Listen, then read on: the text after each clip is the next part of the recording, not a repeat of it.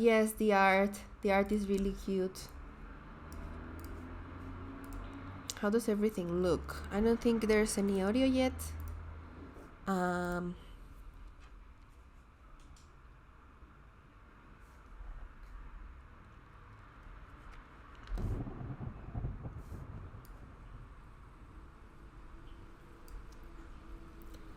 It's like Gravity Falls featuring over the garden wall. Oh my gosh.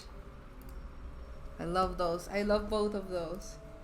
What is it about? It's going to be a story. It's going to be a story, and to be honest, I have avoided spoilers like the plague. So I have no idea exactly what the story is about. I know it's a mystery. I know there's a town. But thank you so much for reminding me. I have the game info right here. Lightning was heard. Perfect. Thank you, Cap. So there's like a very short synopsis of the game, and reminder that this is also available on Switch, Xbox, and itch.io, and it's very cool. I am playing it on Game Pass. It's available on Game Pass. It has a story element of choose your own adventure. Yes, and I believe that things change, no? If depending according to the decisions that you make, the story will change slightly. So pretty excited to try it. I also know there is voice acting in this game, so whenever that happens, do let me know if the volume is okay. So that you can catch all the dialogues. Very branching paths type of story too. I love that. Exactly, Becca. It's on Game Pass. Dear reader. Oh, and also magically my earphones are working again, which makes me really excited. They were apparently not working last stream, and I thought they would they were gone forever, but apparently they work now, so I'm pretty happy. Okay, so let's get started. Dear reader, Allow me to introduce you to my book. Though it might at first appear like many books you've come across, it is far from ordinary. It may therefore have some misunderstandings about its nature. The story that awaits you has not been fully told. In fact, its conclusion is not yet known, even to myself. ooh, It is in that way that my book is special. It is in that way that you are special. Without you, there is no story. Chapter 1. Normal isn't what it used to be. This is a story about change. Nestled in a shallow valley is the town of BeaconPines. Far from the town square, across the river, past the neglected welcome sign, the young boy walks alone at dawn. His name is Luka Van Horn, and like you, dear reader, he's here for a reason. oh hi Luka.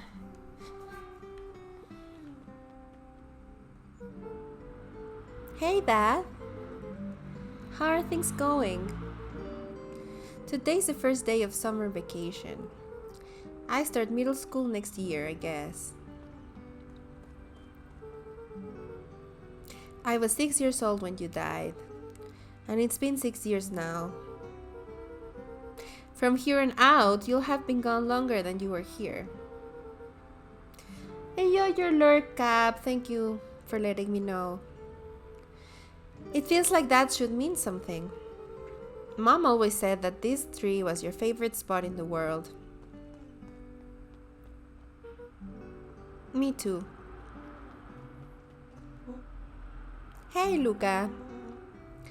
I knew I'd find you here. Rolo was Luka's closest friend. He possessed many fine qualities, but subtlety was not one of them.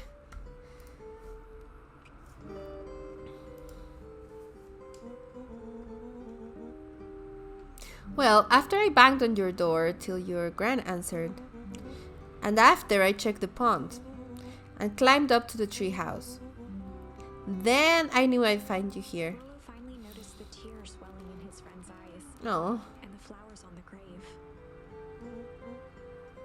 Oh yeah, right. You and your mom always did this on your dad's birthday. Yeah. I didn't know if you were going to keep doing it now that your mom's gone too. She's not gone. She's just missing. Sorry, I meant to say since she went missing. She's gonna come back, Rolo. Of course she is. Oh my gosh. Okay, Dad, see you next time. I think I'm ready to get out of here. Sure, lead the way. Oh my gosh, it's so sad. Wait.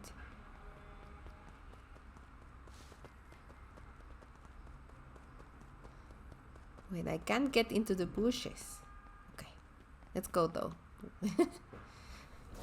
Oh my gosh, yes, dandelions. Oh yay, we got a little badge. Tickle. A charm.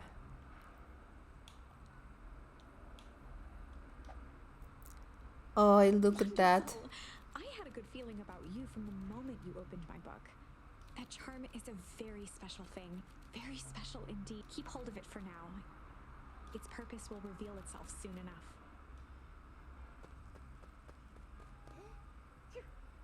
Oh my gosh.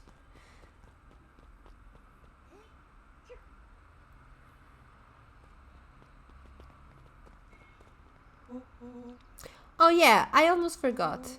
The whole reason I was looking for you. I was wondering if you'd ever get to that.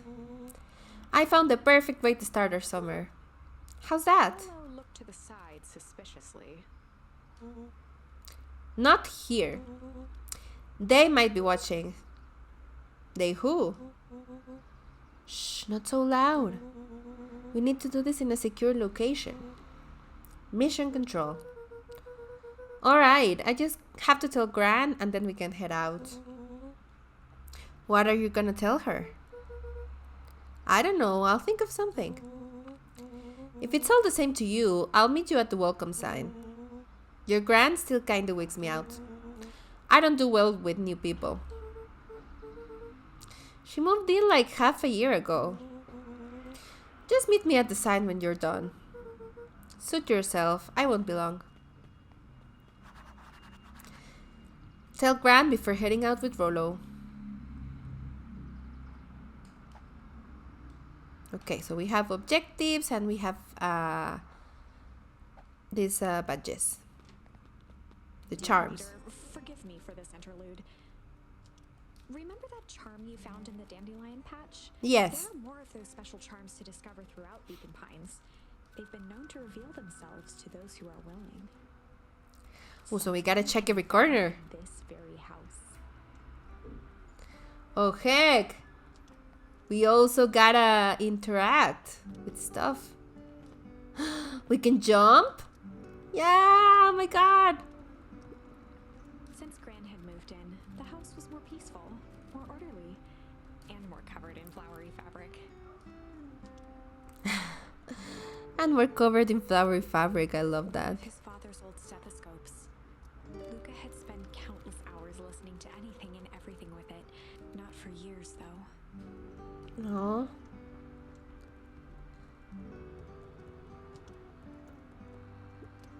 Gran had already lit the fire. She kept a warm house, as if by grandmotherly obligation. How's the audio for you guys? Can you hear the sound okay?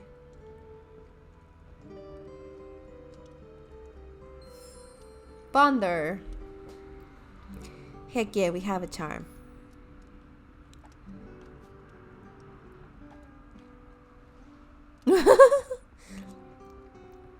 The sliding of the couch, I love that. Just some dusty knickknacks. I wish one of those dusty knickknacks were a charm though. An array of prepared meals crowded the refrigerator. Each each labeled with the day of the week. Meal prepper, awesome. A pair of I love that. scissors, a broken can opener, a mostly empty bottle of glue, and some loose string. Junk. Heck yeah.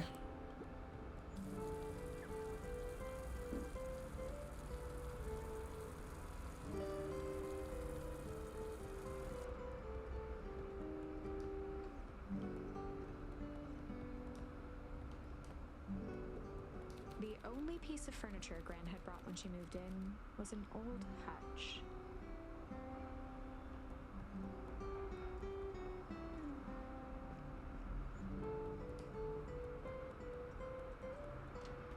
Oh my, this is quite exciting.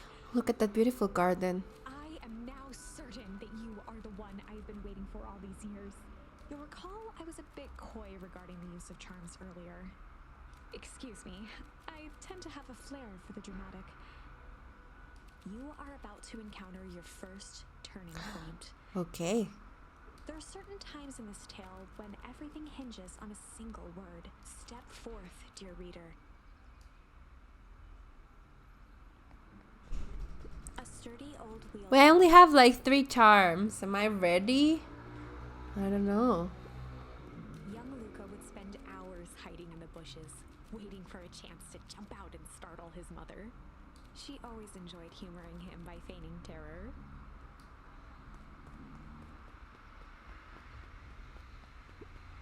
A beginner's guide to gardening laid open on the bench.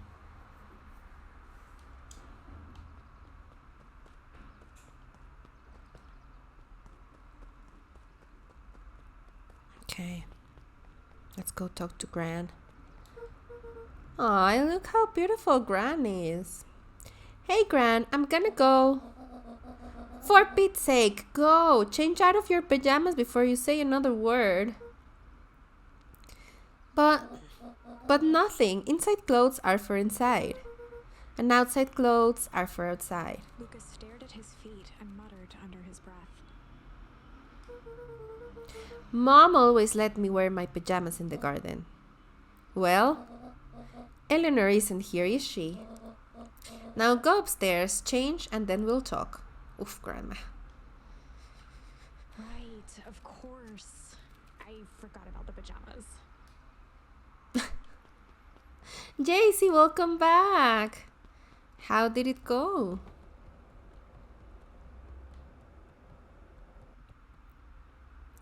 I love this the map and the houses and like the little isometric views. I love that. It's beautiful. Luka paused at his parents' bedroom door. Oh no. He just wasn't ready to go in yet. No, we're not. No, definitely. Gran had commandeered the upstairs closet when she moved in. Some things need shelter from a young boy's mischief, she said. Hi. Okay.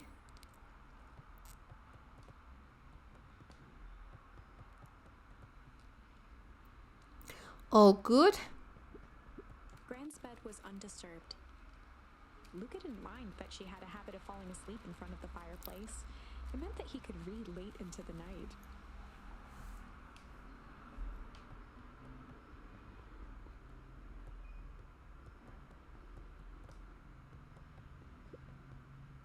Luka tossed on his favorite old sweater.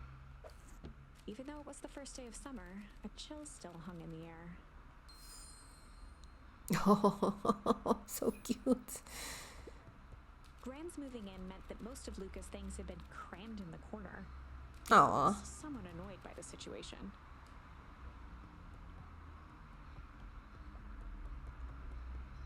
I feel kind of sad about Luka.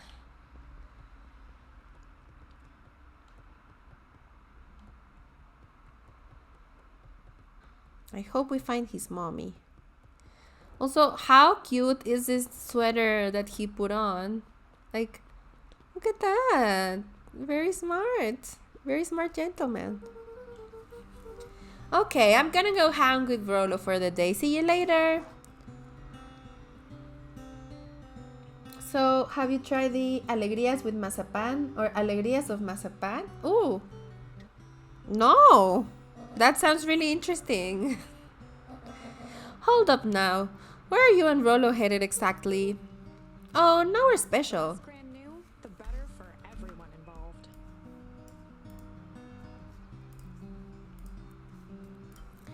Okay. Very secretive.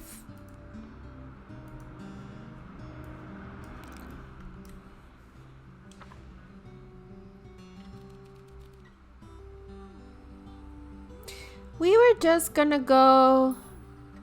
Okay. We have ponder. So this is what we use our charms for. We can pick the word to complete the phrase. We were just gonna go chill for the day. That sounds innocent enough.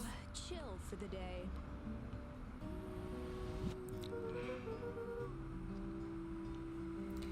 Bacon pine sounds yummy. It does. It really does. Did I misspell it? Oh my gosh. You made me panic for a second. Like, did I write that? It does sound pretty yummy though. Especially when you are on a diet, says Becca. I bought a whole package of alegrias and they are different flavors. I just thought of you when I ate the mazapan one. It was a mess. I need to try that. I need to try it. Next time, please share. Love the artwork. I know, it's so beautiful. Oh my gosh, my coffee is so cold. We were just gonna go chill for today. Lies are built on truth. You boys are always in a hurry to do nothing. We stick to what we're good at. Well, make sure you are done chilling in time for supper. Easy. Impressive. You've managed to navigate your first turning point without too much of a mess. That is the power of charms. Without too much of a mess. A single word can change everything. I think it's time to introduce you to the Chronicle. Ooh, who's the Chronicle? The Chronicle is a record of the decisions you've made. You can see the turning point, which has been revealed. At any time, you can use the Chronicle to go back and invoke different charms. Oh, okay. Luckily for us, this is the one and only turning point where the charms won't dramatically alter fate. It's the perfect opportunity to experiment with rewriting things. Okay.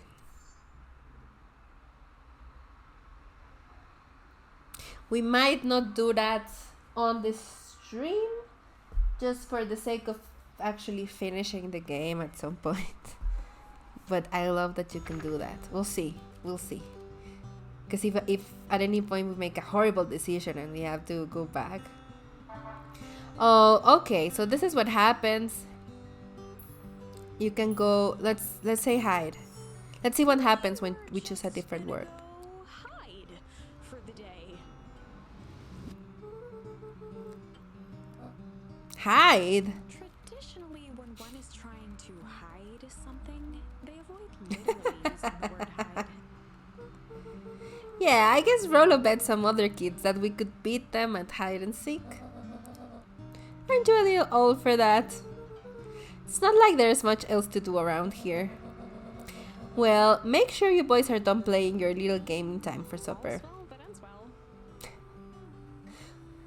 Okay, so that was just for the sake of checking that out and seeing how the charms work. Oh, and Luka, you and Rolo stay out of trouble. I know. Get into trouble with Rolo. I love that. I mean, what else were we supposed to do?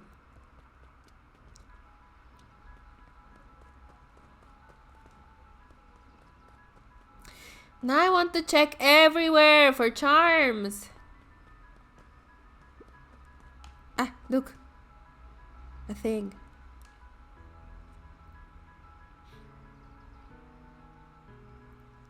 are you doing? Just leaning in that fence?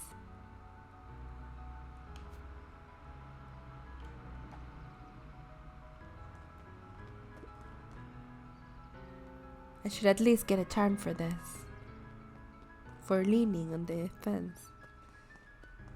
Okay, let's move on. Now I'm very tempted to check every single corner. Come on, come on. Woo! This is so cute. I know. It's so cute. Dang it, Rolo. Let's check out the A sign. town that saw few visitors, the welcome was perhaps more grand than necessary. It's gorgeous though. Very cool for visitors. Wait. The road leading to BeaconPines was long and Uninspiring. a sort of natural barrier for the impatient. Okay, let's follow Rolo. You know the drill. Don't let anyone discover our secret path.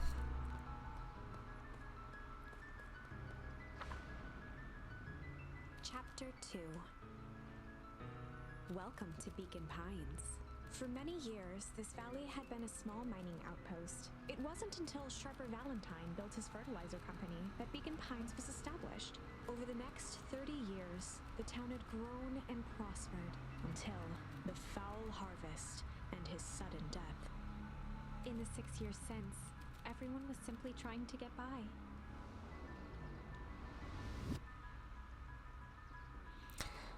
Okay, let's meet everyone. Hey, Mr. Kerr. Hey there, pal. Kerr was the CEO of Perennial Harvest Company. He had become a fixture around town over the past few years.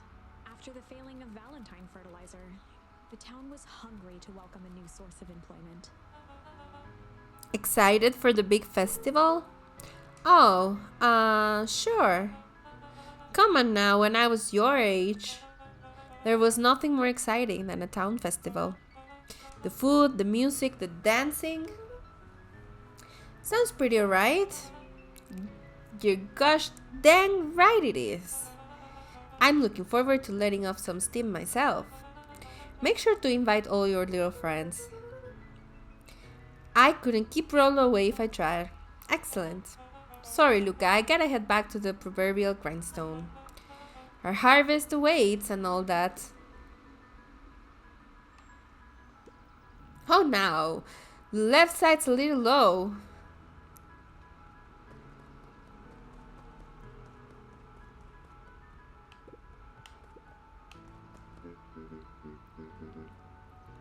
Sorry, young Mr. Van Horn, can't talk now. Very busy with preparations. Valentine was not busy.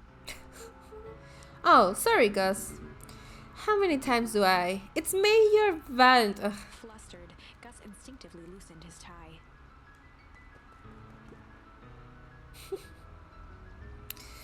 He really didn't want to talk to us.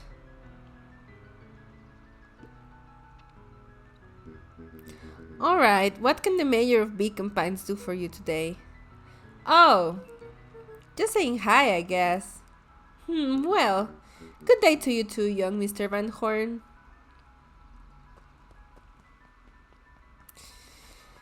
He's a little bit weird.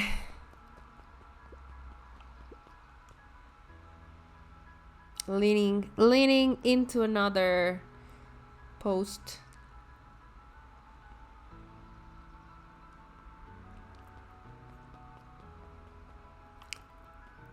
Okay, we'll go to the secret spot in a minute. I just want to check everything out here, and I just want to make sure that we're not missing any of those words.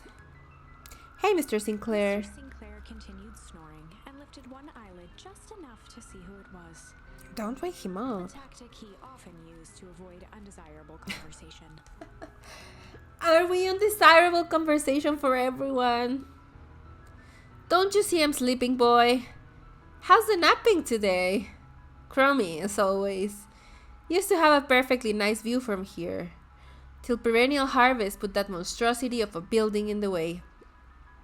Why don't you just move your chair a bit? Why should I be the one that moves? If it's a showdown they want, I ain't gonna be the one who blinks. Oh my gosh.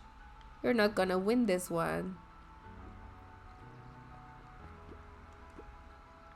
Come on, Andy, grab his wallet. I'm sorry, Iggy, I can't. Do it or we pound ya. Yep. Yeah, but my mom said... Yeah, but... If I had a nickel for every yeah, but... I'd be freaking king of nickels. Ain't that right, Tish? Yep. Oh no, are they about to commit a crime? Heckin' kids. Mr. Van Horn, do you have a moment? It's just Luka. Golly, I'm sorry. It's my first week at Perennial Harvest. He took a pen from the pocket of his sweater vest and began to frantically jot something down on a clipboard. Wonderful. It won't happen again. If we are going to be on a first name basis, then you can call me Pete. Oh, nice to meet you, Pete. Sorry, what are you writing? Oh, just documenting. Gosh, it's exciting to be a part of something so darn special. You know, it's not just about new fountains and phone booths. We're gonna change the world. And it all starts here in BeaconPines. Isn't that amazing? Uh-huh. Anyway, I'd better get... Oh, that reminds me. We'd love to hear your thoughts. My thoughts? You bet. If we're gonna change this town, we need to get every detail right. That sounds intense. Ahahaha. Changing the world is intense. So, what do you say? Could you answer a few questions? Well, I guess if it's quick. Wonderful. Open to answering a few quick questions. One down. See, it's not that hard, is it? Okay, we're going already. Question 2. What is something you love about BeaconPines? I've never really thought about it before.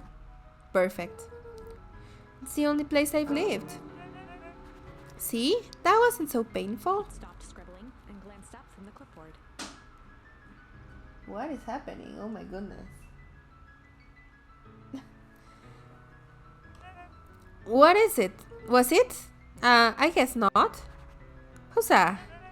Our first 3 questions answered in record time. Are you literally writing down everything? Thank you so much for your time. I need to process these answers. We can save the rest of your thoughts for later. Okay. Our harvest awaits. Oh my gosh. The new employee energy on this one. Heck. Yeah, let's go to Rolo. Okay. It's spooky season. It's actually just the neighbors are sweeping their balconies, so... Wait, I didn't meet this one. Who is this? Hey, Jetson. Is the line playing any tunes today? No bites this morning, I'm afraid. Come to think of it, I can't remember the last time I reeled one in. But hey, it was never about the catch. This is where I come to think. Yeah, that's what my dad used to do here. Oh, that reminds me. If you ever want his chair back, I've taken to standing recently. Keeps me from falling asleep at the reel. If you don't mind, I think it should stay. Not at all. An empty chair makes for a great listener. I love that advice. An empty chair makes space for a great listener. Mission control. Authorized personnel only. Okay, so we're at the hiding spot. Now let's check this space out. Let's see if there's anything to discover.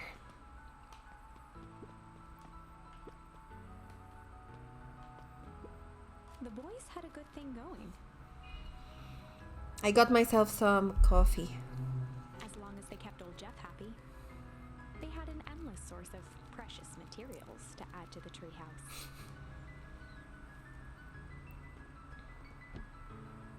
Oh, look at this treehouse! Luka's father had passed. So cozy. Became obsessed with them building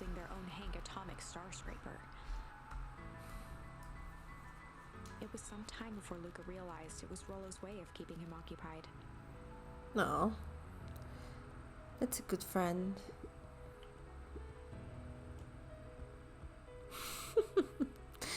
I love that.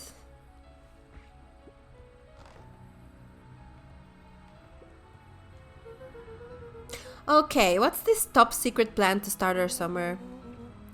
So you know the abandoned warehouse by my place? The old Valentine building? Yeah. Well, it isn't abandoned. What makes you think that? Get this. Last night it was glowing. Glowing, are you sure? Kinda. That place has been empty since the fall harvest? Yeah. Who would even want to poke around that place? We would, Rollo. We would. Wait. It's just a busted old warehouse. I just meant we could do some research at the library. You want to actually go to the warehouse? What do you expect to find? Answers. My mom's out there somewhere, and it seems like everyone wants to pretend that she's gone for good. You don't have to come, Rollo, if you don't want to. Luka, remember that time I sort of accidentally burned down the chicken coop? And you jumped in and said it was your fault before my pa throttled me? This is a flaming chicken coop sort of deal. I've got your back. Hey, Osva, hi! Welcome, how are you? ¿Cómo estás? Me da muchísimo gusto verte.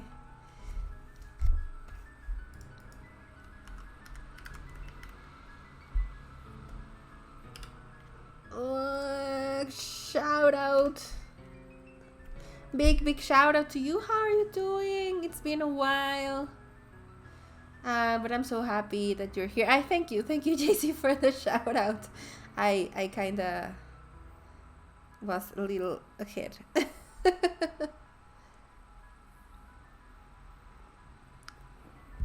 I've got your back. Thanks, Rollo.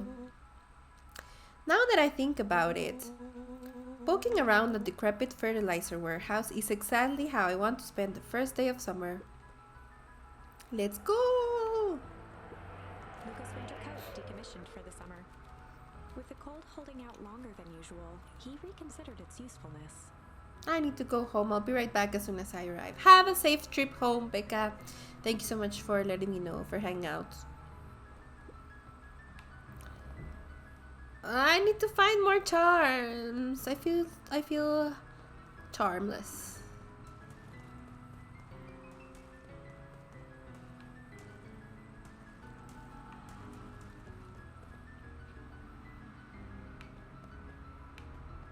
Whenever Luka saw his dad's chair by the pond, it reminded him of the days they'd pack up a couple of sandwiches and fish until sundown.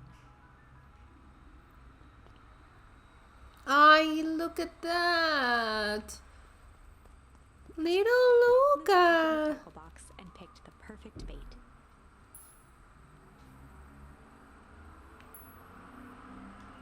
What, tickle? Or junk? Luka tied a shoestring to the hook. What fish could resist a nice shoestring?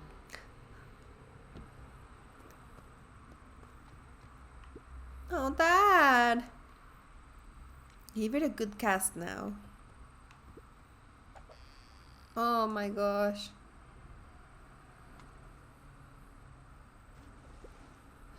You'll have to reel it in a bit faster or you lose interest. Okay. Let's do the tickle. Gently baited a feather onto the hook. Good for skimming the surface. Okay. My gosh, I'm bad at fishing. Bad at fishing.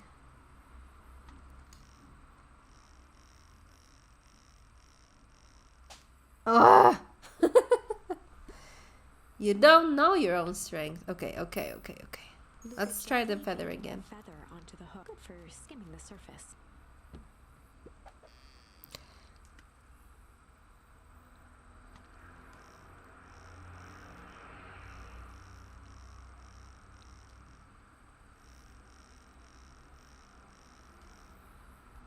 Why does every game have a fishing minigame?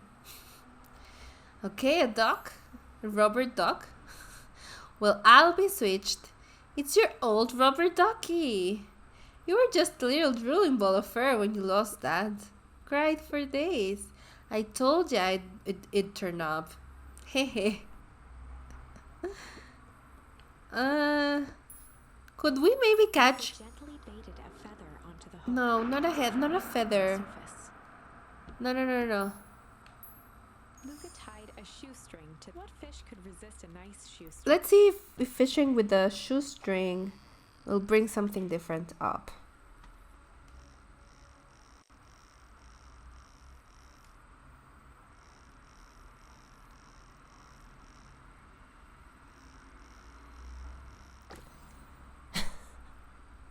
Oh gosh. Where do you think the other one is? Hard to say. Sometimes things drift away. That's not fair. No, it's not. Well, wherever it is, I hope that other boot at least has a sock to keep it company.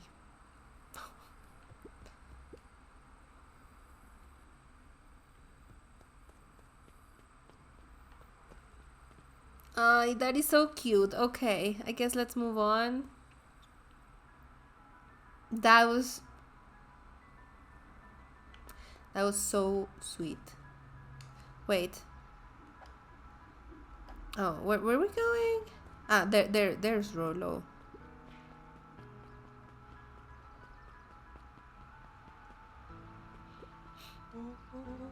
I'm just catching my breath a bit. Go on, I'll catch up. Oh, Rolo.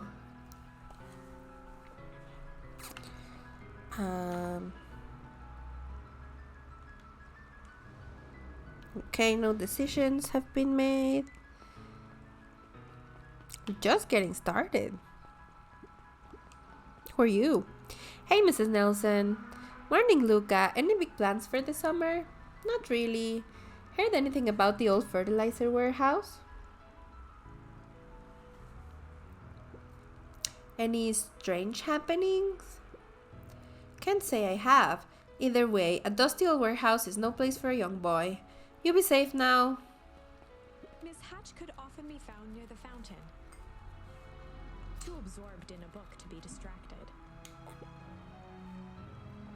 The two wander down the wooden path, unaware of the danger ahead.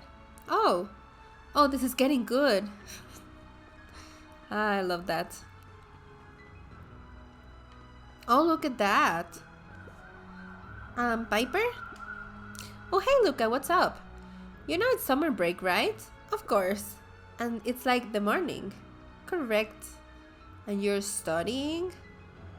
Like they say, the early bird gets the proper education required for a successful and fulfilling career later in life.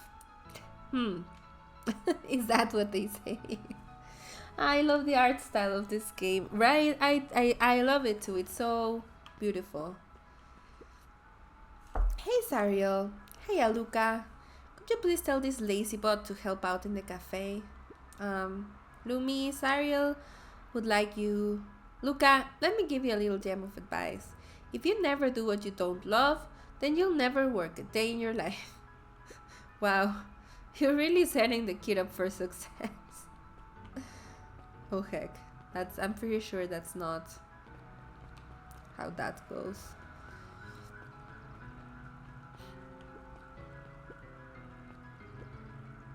Last Chance Diner. Hey. Wilder ran the local paper of record, the Beacon. The Beacon. Okay, nice. Hey, Mr. Wilder. Morning, Luka. What's the day have in store for you? I was wondering if you heard any news about... News? The Beacon knows the news that needs knowing. Any news about the old fertilizer warehouse? Nope. Oh. Rollo thought he saw some lights there last night. Rollo ought to be careful poking around that part of town. The winds of change are blowing, and change is a dangerous animal. Oh, look at that badge!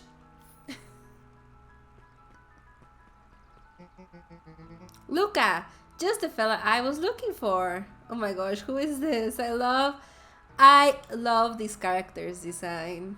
There are many cute ones, but this is my favorite so far. Hey Roxy, what's up? Right. Rendezvous with Roxy. This is an important turning point. The first time where your charms will change the course of fate. Oh no. And currently, we only have one suitable charm at our disposal. Have no fear, we can always return later using the Chronicle once we find more charms. Well, now I'm just rambling. Where were we? Have you seen my blockhead brother today? He skipped out before breakfast. Well, not really, no. Can't say I have. Can't say or won't say. Roxy, what I lied to you? Luka, wait up, I almost forgot to tell you. Roxy might be lurking around here. This is one of her favorite places to stand around and be useless. Rolo... So we need to make sure she doesn't spot us. Rolo! Why are you doing that turning thing with your body? What you're not scared, are you? She's harmless. And a chump. And she's right around that corner, isn't she? Oh, got in trouble now. Don't mind me, just over here lurking, uselessly. Oh, hey sis. Nice weather we're having, huh? I couldn't help but notice you snuck out this morning before breakfast. Wasn't hungry. Also couldn't help but notice your morning chores were left on short. Roxy, I'm gonna level with you. I'm sick and tired of digging up carrots. We all gotta pick up the slack since the foul harvest. Almost every carrot I dig up is rotten. And the rest look like they were hit with Hank Atomic's shrink array. All the more reason to keep on digging. There's gotta be more to life than puny carrots. Look, Roxy, Luke and I have places to be, so if you don't mind... Oh, I do mind. I'm not gonna catch hell again because of you. So either you march yourself home and harvest those carrots, or I haul you home myself. Yikes. Rolo froze as Roxy took a step toward him, cracking her knuckles. Luka knew he had one chance to save his friend from being dragged home. In the past, he found the best way to deal with an enraged Roxy was to be a little... chill? Okay, that's the only one we have, so... In the past, he found the best way to deal with an enraged Roxy was to be a little chill. Come on, Roxy, it's the first day of summer. The sun's shining and we just want to take it easy. Let's leave tomorrow's problems for tomorrow. That's great and all, but Rolo's problems have a way of becoming my problems. And Pal always says tomorrow's work is better left for yesterday.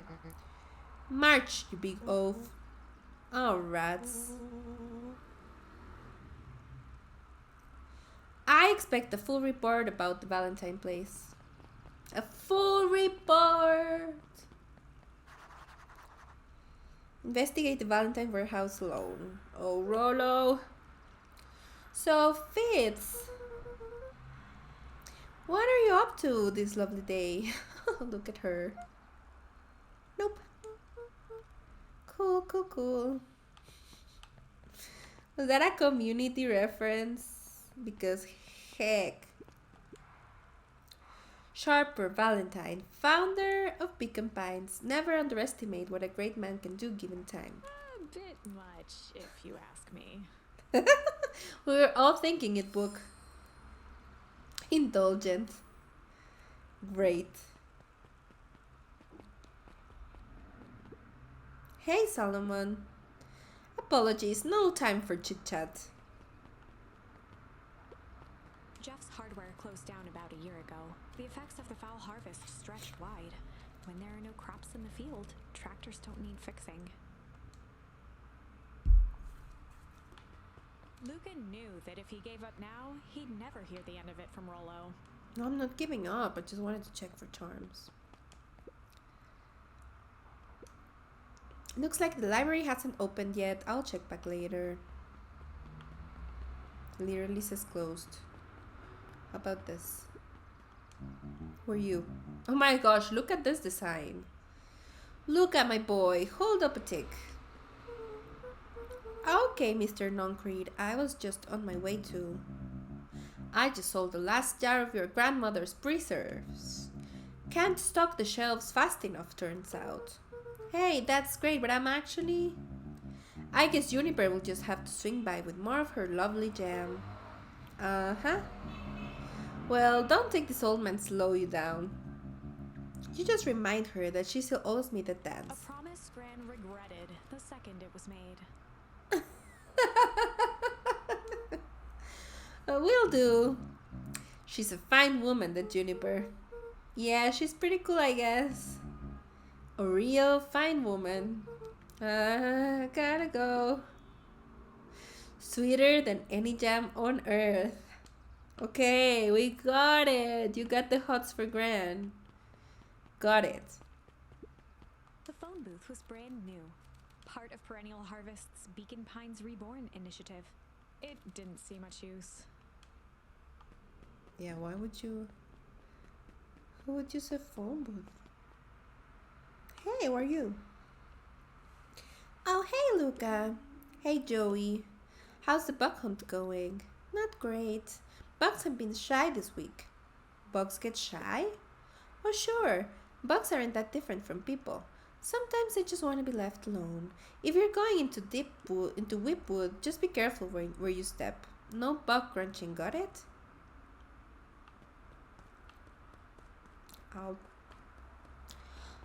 I'll try. Can't make any promises though. Hang on, there's a beehive. Luka peeked up at the beehive. It appeared to be deserted. That's strange. After the foul harvest destroyed their wealth and reputation, the Valentines shuttered off their estate from the rest of town. So this is where we have to go. But what about the forest? The path led into a small hollow at the edge of Weepwood. Oh no, we have to check this out. Oh no, turning back now? Heck, I wanted to check out... Oh, okay. Caution, electrified fence. Is that something new? Fence thrummed with a gentle electric buzz. Okay, so what would Rollo do if he was Frost here? asked himself what Rollo would do, so that he could rule out that option. I'm definitely not touching the thing.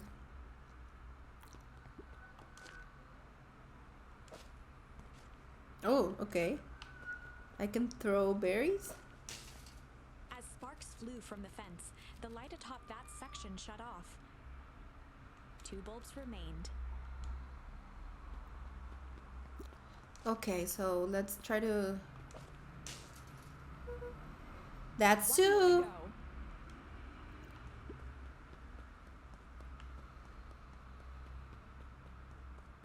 Is there anything else over here that I need to check?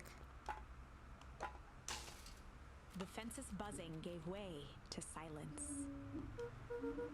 Okay, moment of truth. Every kid in town knew the old Valentine fertilizer building. Long abandoned, the warehouse once served as the industrial heart of BeaconPines. Now, it stood only as a reminder of things left behind. The dormant building showed strange signs of life. Okay, so Rollo wasn't exaggerating for once. What's going on here? One way to find out. What is going on here? Wow, that smells awful. Too bad Rollo's not here. He'd have no problem poking around in there.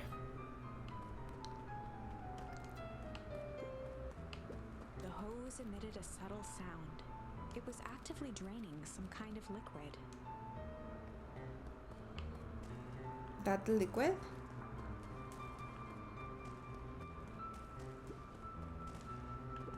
The water looked looked almost diseased. It flowed slowly into the woods. What is going on here?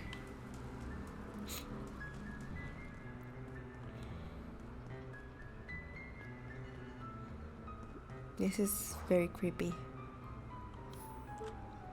Locked. Luka thought he heard faint sounds coming from the other side of the door.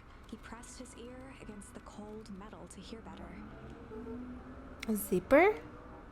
The Footsteps? sound of footsteps grew louder. Oh, I love the animation. Yes, and the art style, the animation, the music, it's so cute. I love it. Hello? Who the heck is that? Shoot.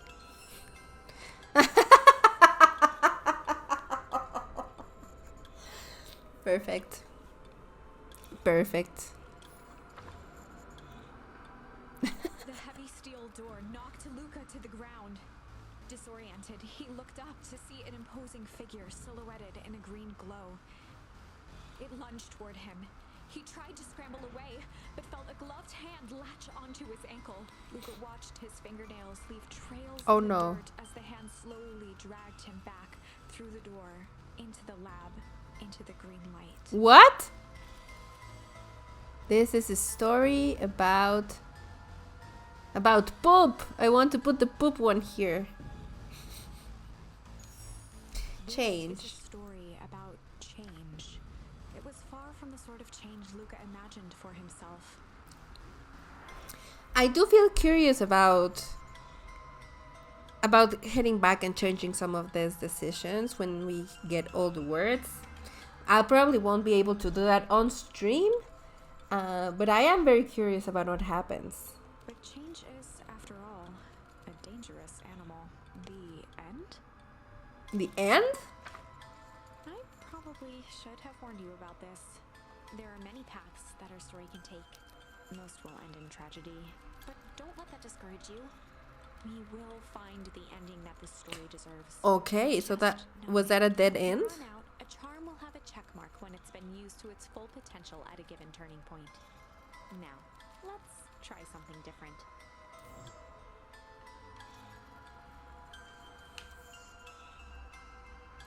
Oh, okay.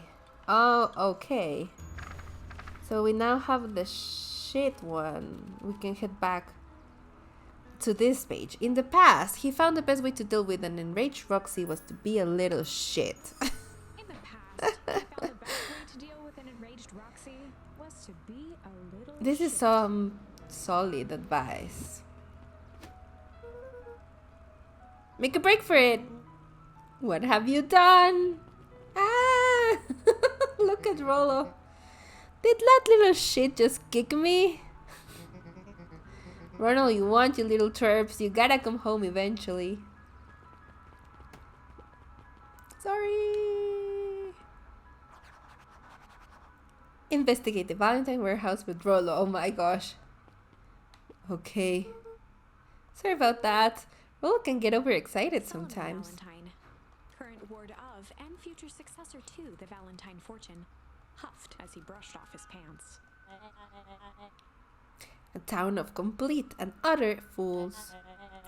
One wonders if it's worth taking anything here seriously. Either way, I'm really sorry. No matter, how are you doing? Me? Yes, with all that business about your mother and whatnot. Oh, I'm getting by. Still no word from her at all? No. That is truly a shame. Shame.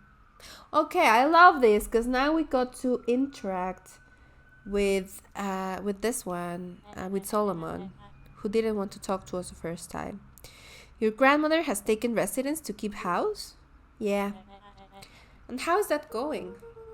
We mostly stay out of each other's way. You make it sound like she's rarely at home. It's not like that. She just has a lot to do. She's still settling in and trying to figure out how to make ends meet. Indeed. Well, count your blessings. It's better to have a caretaker who is rarely around, in lieu of one who tries to compensate by smothering you with attention. That doesn't sound so bad. Trust me when I say, it's best to rely on yourself. Family has a way of creating more problems than they solve. Oof. Sorry to hear that, Solomon. Is that your dad? Solomon! trifled a gesture toward the approaching heiress Valentine. Speak of the devil. Do not wander off like that. Oh, this is Mom, okay. I'm much too busy to be looking all over for you. Apologies, Heiress. I was just taking a stroll through town. Strolls are for commoners. You are a Valentine now. I want you to be present for the construction of the History Museum. The future of this town relies on its ability to remember our family's great past. Of course.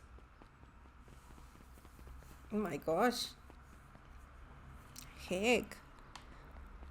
Why you gotta be so rude? I don't want to talk to you again. You're a creep. Luka, my boy. Hold up a tick. Sorry, Mr. Non-Creep. Kinda in a hurry right now. Yeah, no, bye. Boy's got too much of his father in him. You are a little bit of a creep, friend. I win. Little help? Rolo. I am the champion. We were racing. Did that road get longer? Like anything ever changes around here. It seemed longer. You're just lightheaded from the run. You really need to pace yourself better next time. Not sure what I would take advice from second place. Has that sign always been there? Wait, what? Caution, electrified fence. No, that's definitely new. Rolo's gonna touch it, isn't he? Creepy. How are we gonna get around an electric fence? Don't worry, I've got this. Oh, I knew it. Why did you do that? Pa always says, you can figure out what the plan was when you're done. Great. What now? Well, I did my part and established that touching the fence is bad. I'm sure you can handle it from here. I'll supervise. From a safe distance. Oh, Rolo, oh my gosh. Whoa, you're a genius. I don't know. Does it look like I've done this before? I think that did it. Luka, you never failed to impress. As the glowing windows of the old warehouse came into view, Rolo began to bounce excitedly. I love Rolo. Check it out. Dang, Rolo, you weren't exaggerating for once. Was there ever any doubt? This definitely needs investigating. Good thing 2 ace detectives are on the case. This is bizarre. This is awesome. Rumble. Look at that. Did you feel that? What? The excitement in the air? You bet your butt I did. Check out this photo. That's not normal. And this hose. Oh man, the door's locked. Try harder. No dice, it won't budge. Oh well. Trash, the trash Rolo. This dumpster is new, right? I bet it's got stuff in it. I can't really see what's in here. Who did all of this? My nose is itching. I think I smell some treasure. Are you sure that isn't the hazardous waste? Just help me get in. Rolo, it would be my honor to throw you in the trash. Come on, Lady Luck. So, what's in there? Let's see. There's a squishy bag of squish. Wow. A good inch of stagnant sludge. Your natural habitat. Wait, hold the phone. Hold 2 phones.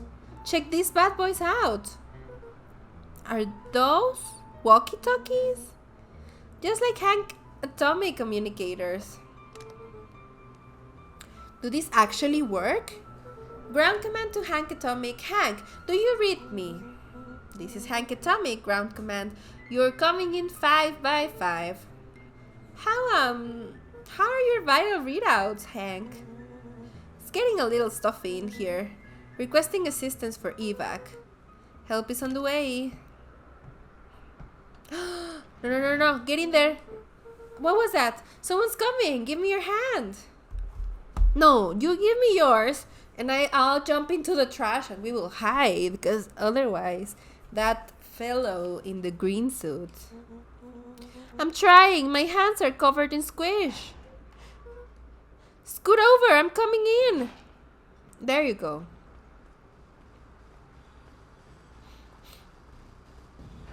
Oh my gosh. Hide.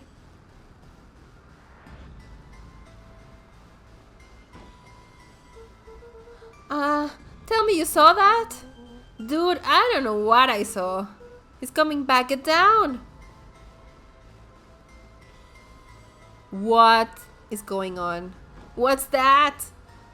Looks like a body. I don't like it. The boy sat petrified under the weight of the bag. I hope it's not. Oh God, tell me that's not what I think it is. Luka, do you know what separates run-of-the-mill detectives from ace detectives? A ridiculous hat? When the chips are down, ace detectives dig deeper for clues. Felt around at the large sack which burdened them. Aha! Snapped off a tag from just within a small zipper opening in the bag. It's some sort of batch or something? What's it say? Badge up to a faint shaft of light within the dumpster. Dr. Prescott, Deep Engineering. It's a name tag. Who would throw away a bag full of slimy, old name tags? I think it's just a name tag in a bag full of something else. Okay. I think we should make a break for it. Stay calm. This is no time to panic. I'm not panicking! You're panicking. Rollo, calm down. You don't have to squeeze my hand so hard. Dude, I am not holding your hand. Quit messing around. What other slime-covered hand would be in there? Ah, zombie! Oh my gosh. That's a zombie hand if I've ever seen one. I am beginning to see the benefits of your run for our lives plan. Right. We've clearly established that I'm faster than you, so I'll go first. Why not go together? Flaming chicken coop, Luka. I'll make sure the coast is clear. After I go, count to 100. If you hear me yell, run. If you don't hear me yell, run. Actually, either way, haul ass. Rollo, I'll give you credit. You sure found an eventful way to start our summer. It's what I do. Well, here goes nothing. Luka sat in the dark, tracking the sound of Rollo's footsteps as he ran. 1, 2, 3. He pressed his ear to the dumpster wall, straining to hear Rollo's footsteps as they faded away. 15, 16, 17. He tried not to think about the contents of the dumpster as he counted. 35, 36, 37. The thick stench made it hard to breathe. Screw it, that's long enough. Luka carefully lifted the lid and peered out. Nothing. No sign of Rollo. No sign of the man in the yellow suit. I'm so scared. Time to haul ass. Luka clambered from the dumpster, stumbling to his knees.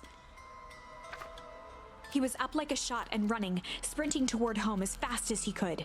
BeaconPines flew by, blurred by the tears that welled up in his eyes. He wouldn't remember getting home at all that night. Throwing his front door open, storming up the stairs to his room and surrendering to sleep almost as abruptly as he hit his pillow. Chapter 3. That was a lot. Finding a friend. That was a freaking zombie! The next morning, it was quieter than usual at the breakfast table. Only the sound of silverware and chewing interrupted the awkward silence.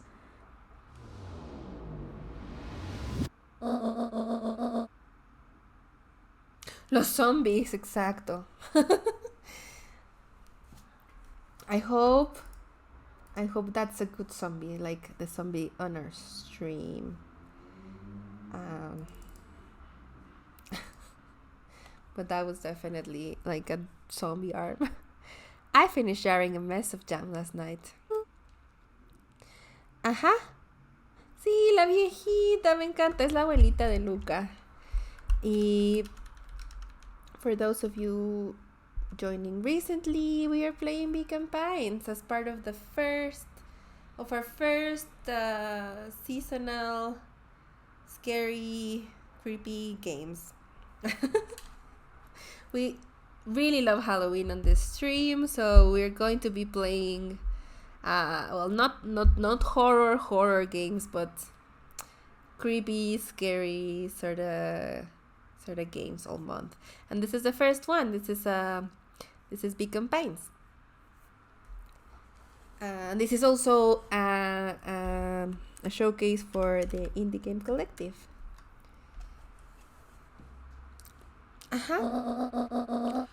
So that'll need to get the leaf bird into town today.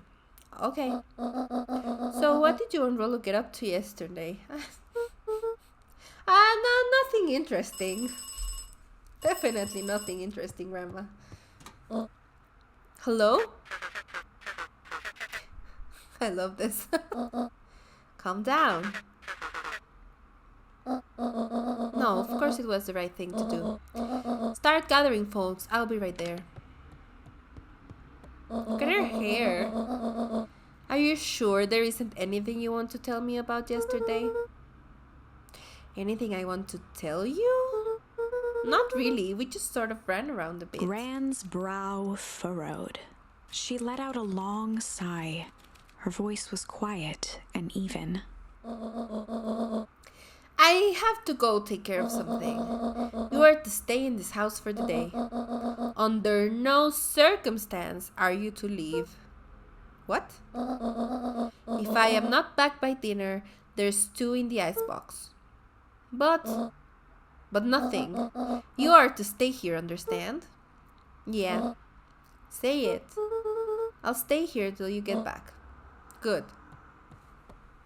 My gosh, Grandma. Oh, and Luka, you left the icebox open yesterday. We're not made of money, you know.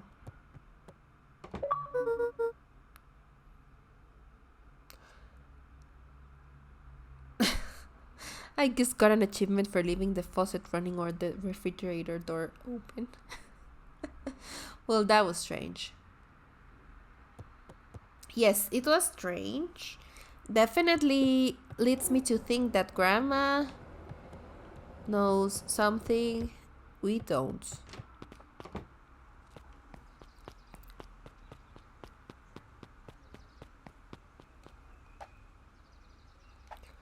Okay, I have no objectives right now. But look at all these charms that I found. They're so cute.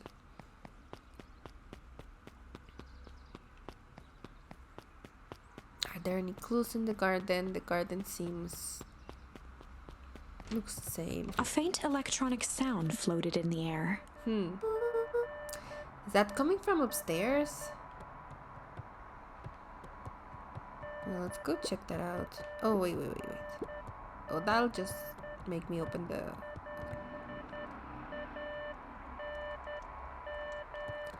Heck, what is this noise?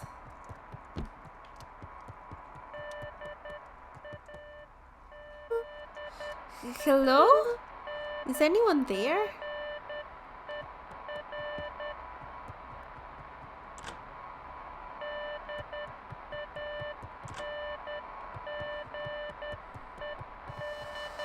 Oh, it's the walkie-talkie.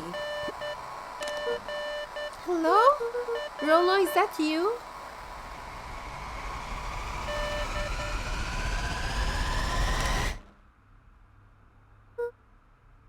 Over? Strange. Look at that. And it's so cute. Luka glanced at the now silent walkie-talkie.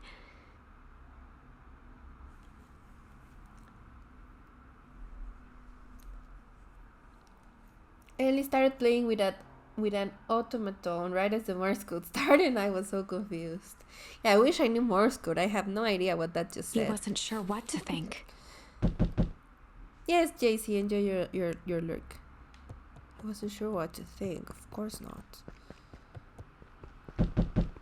What? Who is knocking? I don't want to go. I don't want to open the door.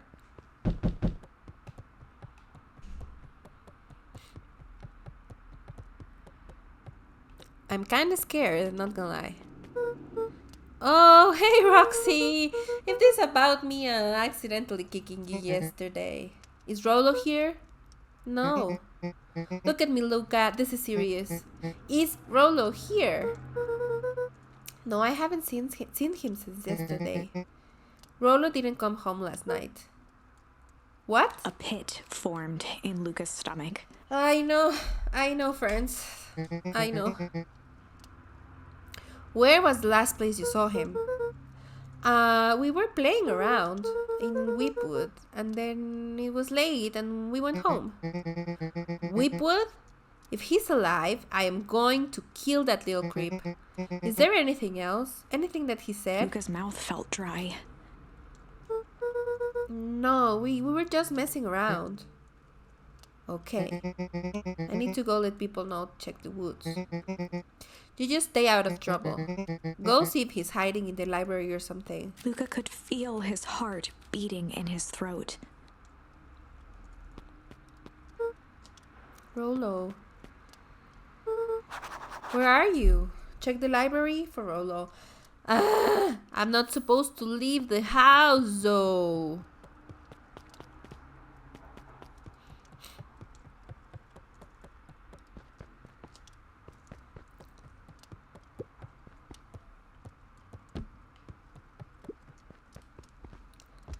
Oh my gosh. I just love doing this. I just love lounging in the couch. Alrighty.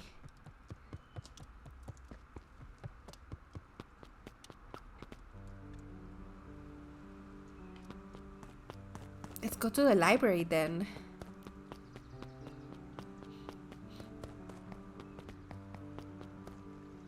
Who are you? Hey Bert. Have you seen Rolo? Nope. Though I've mostly been talking to clipboards. They're setting up lots of stuff for the festival. This one said he had to process some answers.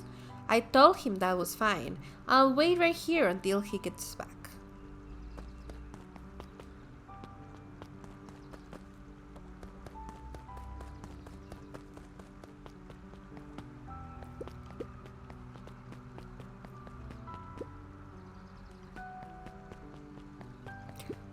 Ugh, what do you want? Howdy, Luka. Hello again, Pete. I'm not Pete, you silly goose. It's Toby. Friends. They look exactly the same. You could have fooled me. Well, hey, it's no problemo. The important thing is, we'd love to hear your thoughts. Yeah, I'm getting that impression. We're all part of something special, Luka. And it all starts right here in BeaconPines. I got it. Toby looked up from the clipboard excitedly. That's right. So how about you start by telling me? Look, no offense, but I've got my own stuff to take care of. Identical twins who dress the same are just trolling the universe. You're right. Ah, you joker. We're all part of this together. You let us know when you're free to answer a few questions.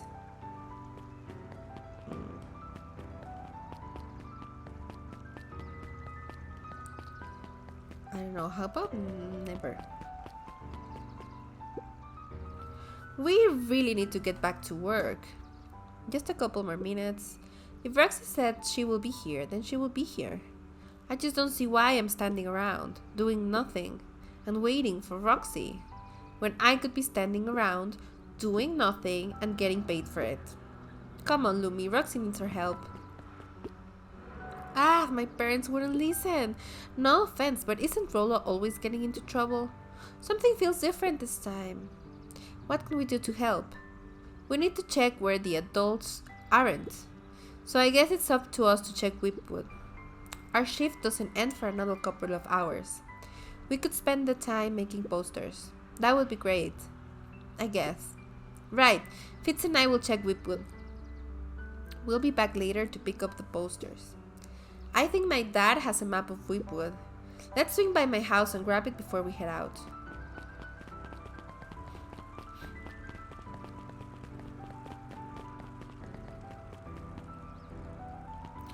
Okay, so they're going to Whipwood. Let me just... The friend who studies is still there, still studying.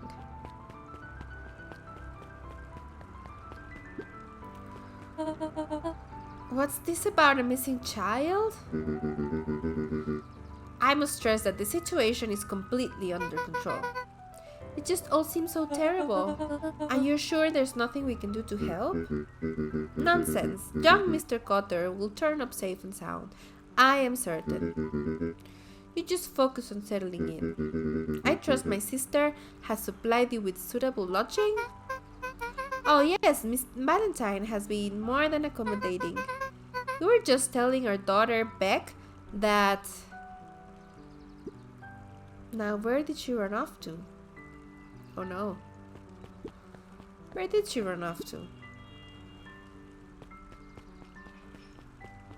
Oh, should we go to the diner? I didn't fully understand that we could go in that direction earlier. Who are you? Hey, Dawn. Look at that. This is my new favorite one. Look at that cutie.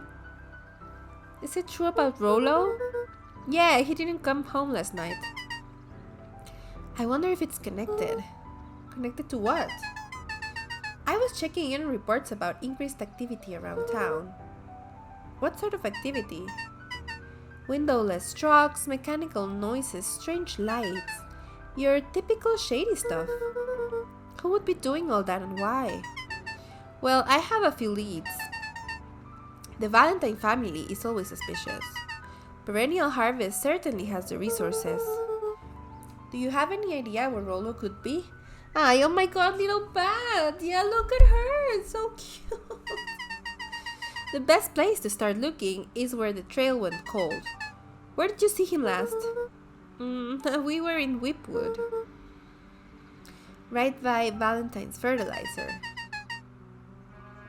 I'll check out Whipwood when my shift ends. I'll do my best work at night. Of course you do. Is it weird I wanna hug this bat? I don't think so. It's a very huggable bat. Hey, Red Pandamon, how are you doing? It's so good to see you. How's it going?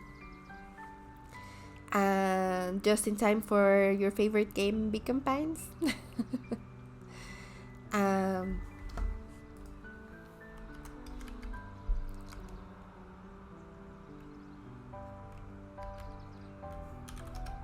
And big shout out for Red Panda, and she played this. She 100%ed the game on stream, which was amazing. I unfortunately had to miss it to avoid spoilers. But I'm pretty yeah, I mean, heck. The Fratellis are in this game? I mean, apparently so. Maybe not the same ones, but sure. At least some version. Not right now, though, because no one's here yet. It's so good. I'm enjoying it a lot this far.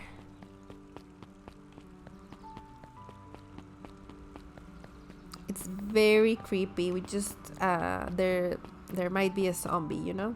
Rolo's missing. We're looking for a friend. And heck. How far are you right now? Did you play the demo? I did not play the demo. And right now, this is the second day. We just found out that Rolo disappeared, and we are looking for him at the library. It's the start of the day. Kato volunteered at the library during the summers. But it's amazing, and I really love the cute dynamic with the charms and the branching out of the story, and it's lovely. And the art, oh my gosh. And we just met this bat, Dawn, and she's my favorite character right now. She's my favorite character design right now. I love that illustration. He wasn't very social, so he'd dedicate each summer to becoming an expert in a single subject, making him a reliable source of very particular knowledge. Dawn is the best, right? It's that design. It's just so. If you were to ask Kato something he didn't know, he'd escape into the dusty old bookshelves and return with just the right thing. Hey, Kato. Kato was lost in his reading. Luka crooked his neck to see the title, Introduction to Melitology. Oh my gosh.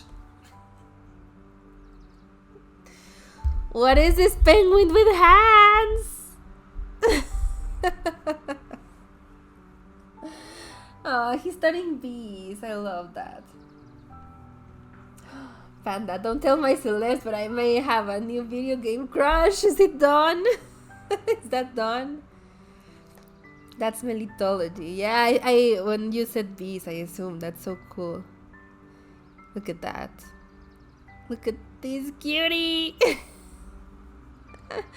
Oh, hey, Luka, you snuck up on me. Good book? His voice. What the heck? He gestured to the shelves. So cute. I'm really running out of books I haven't read yet. So now it's on to the wonderful world of bees. Turns out, bees are pretty cool. For instance, did you know that around 70% of bee species actually live in underground tunnels? Or that if there are two queens in a hive, they will fight to the death for supremacy? Oh, we got fight. Kato is baby! Yes. That's interesting, but you haven't seen Rolo around recently, have you? Not since yesterday. Keep an eye out for him, okay? Sure thing. If I see him, you'll be the first to know. Be facts, exactly.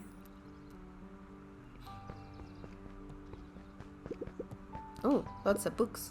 The entire top level of the library was devoted to comics. Cool. Most of which were Hank Atomic and the myriad of lesser revered spin-offs. I love all those little details. Wait, there were 2 prompts.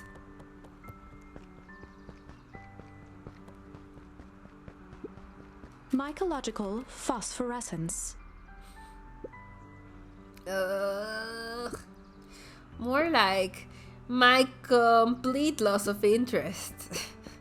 The bottom corner shelf was a dusty array of thick science books. Only one binding was clean enough to read: Cellular Biology and the Chemistry of Mitosis. Boring. Why did this sound important to the plot, though? Press 1 to unsubscribe from Beef Facts. and then Red Panda says, never, I love Beef Facts. Exactly.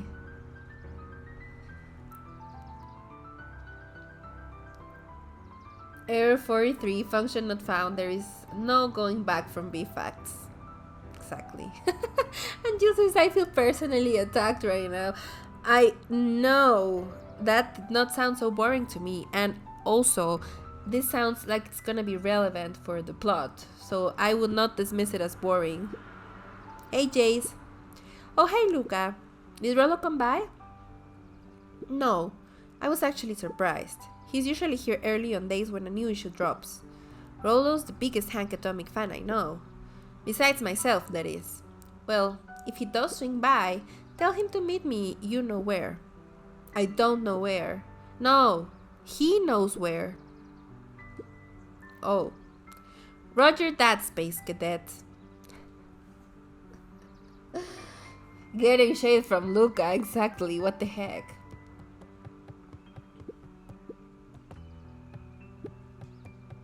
Show me the shelf. There were rarely any actual new additions, simply a variety of existing content rotated into the front display each week.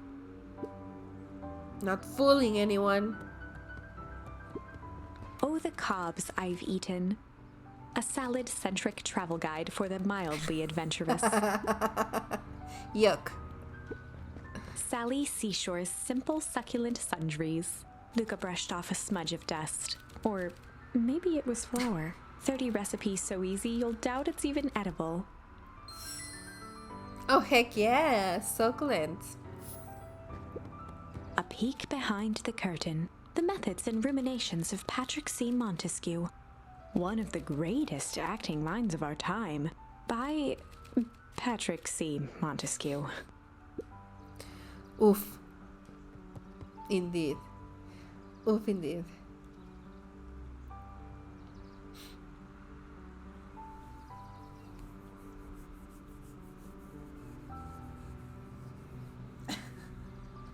I thought you felt attacked by bee facts. Text I never thought I'd write is bad. Oh my gosh. Okay, who this? What sort of monster puts candy behind a locked door? Oh yeah, Mr. Noncreed works weird hours sometimes. Of course he does. How about you? When do I work? No, what's your name? Luka Van Horn.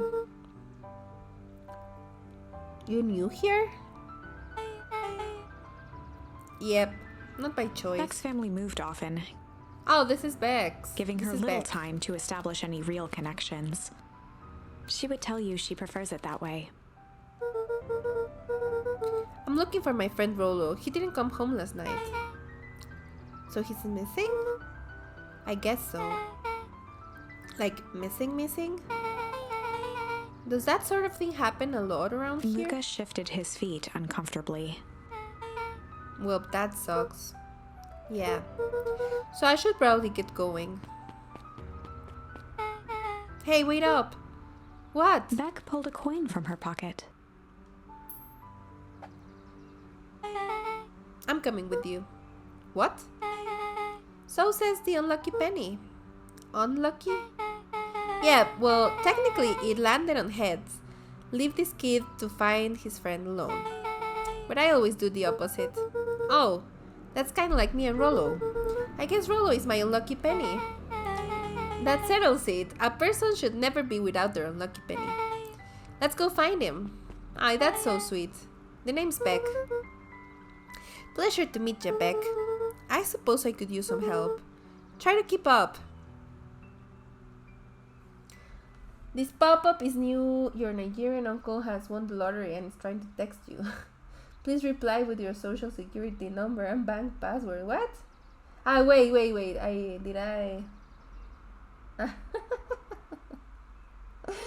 Not sus at all. Congrats. Oh my gosh.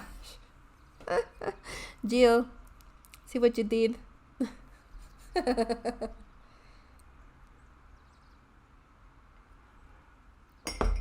Don't click on any accidental links posted on chat.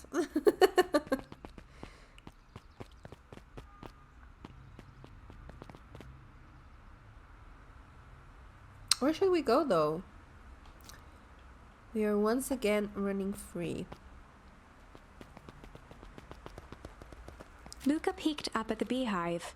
It appeared to be deserted. That's strange. Speaking of bees. Oh, they didn't get a The chance Valentine mansion loomed over every other building in town, both figuratively and literally. What else is there? Yeah, we didn't get this far After the last foul time. harvest destroyed their wealth and reputation, the Valentines shuttered off their estate from the rest of town.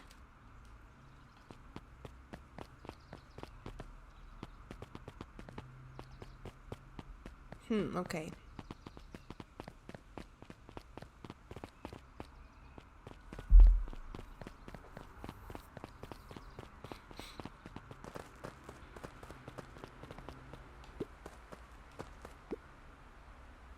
Joey, have you seen Rollo around? No, sorry, Luka. I've had my eyes in the dirt looking for beetles. I can't seem to find any. He never came home last night. Do you think it's because it's been colder than normal? I don't see why that would have anything to do with Rolo. No, the beetles. Do you think the temperature confused their circadian rhythm or something? Who's to say? I'm not a beetologist. Just keep eye out for him, would ya? Of course. Aye, Beck. Yes, Beck is sweet. But also, where should we go? Dang, they boarded up the way in. I feel like there's another one over here. What's that? What's that, Luka Beck? felt a chill as he approached Beck. Her eyes were locked on the strange green liquid. The nearby grass was coated in a fine layer of frost. What? Is this sort of thing normal around here? Because puddles of glowing ooze are definitely not what I expected from this place. I have no idea what that stuff is. Well, the next obvious step is science. And what does science suggest? Poke it with a stick. I wonder if Jill would approve of this. Luka watched as Beck dipped a broken tree branch into the goo. Time to become a ninja turtle. Touch it. I dare you. Exactly, science. I like this type of science. Luka watched as Beck dipped a broken tree branch into Beck's the goo. eyes widened as flowers grew from the dead wood. What? Yeah, I'm gonna have to play this game. It beckons, Jill. It beckons. First small buds, which quickly bloomed into vibrant petals. The best kind of science starts with just poking it. Well, there you go. Approved by a scientist. Cool. As quickly as they had grown, the flowers began to shrivel and turn gray. Oh no. Beck dropped the stick with a grunt of disgust. Okay. So the science tells us this skunk is weird as heck. Yeah, it seems dangerous. Hey Tish, look what the cat dragged in. Yep. Oh no, the bullies. I don't have time for this right now, Iggy. Oh, don't say things like that. It hurts Tish's feelings. Ain't that right, Tish? Yep. She looks fine to me. Why, hello. I don't think we have properly introduced. Iggy's the name. This is my compatriot Tish. Yep.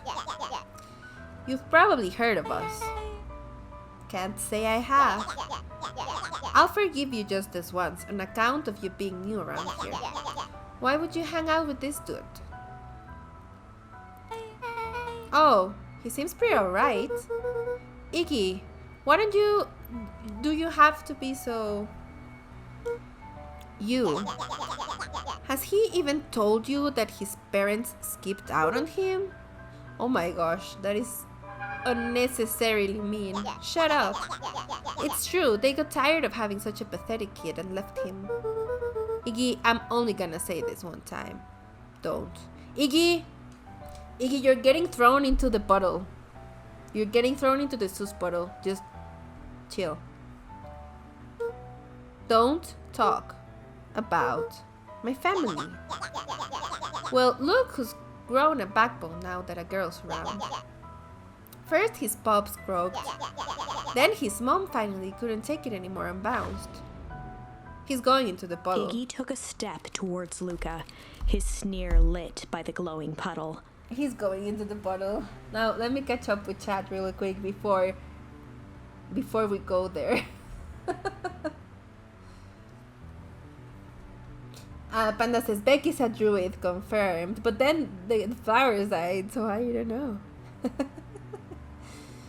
Jill says observation, hypothesis, experiment, conclusion. Yes, great job, Beck. Exactly. Conclusion, weird as heck. And then Panda says Tanuki just goes, that's how we got Cobb. Oh my gosh. Ah, Ellie says good night. Time for her bath. Good night, Ellie. Thank you so much for hanging out. On text to scroll that past Pika's vision. You will not be able to do that. But I see you try. Oh my gosh. Also, I've been live for 2 hours and 29 minutes and we are due for a break. After this scene, I will probably just take a little stretchy break. Beck could see tears welling in Luka's eyes, his fists clenched. Some things about BeaconPines were very different from the city, but a bully from a hayseed town is really no different from a city bully. Beck took a deep breath and thought. Well, time to bust out the tickle or the strange. I don't feel like this situation calls for a tickle. Let's try for strange. Well, time to bust out the strange. He's going in the bottle, I think. Alright, Luka, looks like you need a little mud bath. What's wrong with you, new kid? We're about to pound your friend. Beck stared in silence. Beck just giving him the death stare. The only sign of life being the twitch of an eye. It's weird when people don't talk. Yup. Stop being weirdo. Hello? Are you some kind of wackadoo? Makes sense. Wackadoos travel in packs. Hey, dude. At the sight of Iggy taunting Beck, something in Luka snapped. Iggy's smirk shifted to a look of shock as Luka launched himself into his stomach. Oh no, he's going in the bottle. Drenched in the glowing I told ooze. You jerk, my clothes are ruined. Iggy's voice began to slur as he struggled to get up. Iggy's gonna die. Struggle, okay. I don't feel so good. Health. I'm sorry, I just... Oh shit. Yep. Zombie. Iggy zombie. The conclusion of every great scientist. Time to bust out the tickles. That's Bebop and Rocksteady.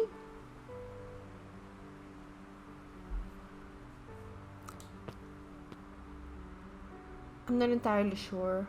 I remember them, but I think I do, vaguely. That was intense. Iggy's gonna be okay, right? Nothing about this seems okay. The person at the warehouse. This strange ooze and what it did to Iggy. Was Rollo caught up in all of this? We have to find Rollo. You took the words out of my mouth.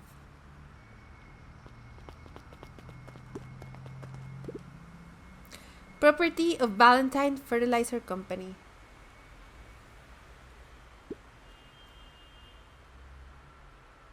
Looks old. Well, I don't know if you hear that, but I'm pretty sure that's the Camotero cart outside.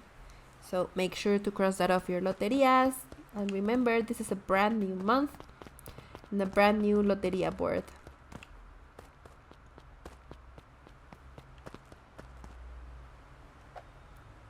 Okay, and before we move on, well, actually, let me go somewhere where there's... Oh. Whoa there, little buddies. You startled me. What in the dickens are you up to in this part of town? We were just helping look out for Rollo. Oh, you haven't heard the good news? Rollo showed up safe and sound a bit ago. Really? So where was he? It's funny, really. He just got a little turned around in the woods. They can be disorienting, you know? I'm starting to get that impression. Rollo's at his house now, getting some well-deserved rest. Wow, that's a relief. You two should scurry along before you get lost yourselves. Yeah, come on, Beck. I can't wait to introduce you to Rollo. Oh, that reminds me. Luka, your grandmother was looking for you. She was? She was worried sick. You should march straight home. I guess. Beck, your folks might be getting worried too. I'll walk you home. I need to talk with Nellie about work Beck anyway. glanced toward Luka. I guess all's well that ends well. I'll introduce you to Rollo tomorrow. Sure. Glad he's okay. Is he though? Is he? Rollo was safe. A wave of relief washed over Luka, which was quickly replaced by a sense of dread. Yeah. Gran is going to kill me. If he hurried, he might just make it home before sundown. Chapter 4. Okay. I will take a little break. I will leave it here before the break. I'm intrigued and worried. I'm worried about Rollo. I don't know. I have a bad feeling about this. I don't have a good feeling about this. I don't think Iggy is gonna be fine. I just don't. Our harvest awaits. Luka took a deep breath and gingerly opened the door, steeling himself for Gran's wrath.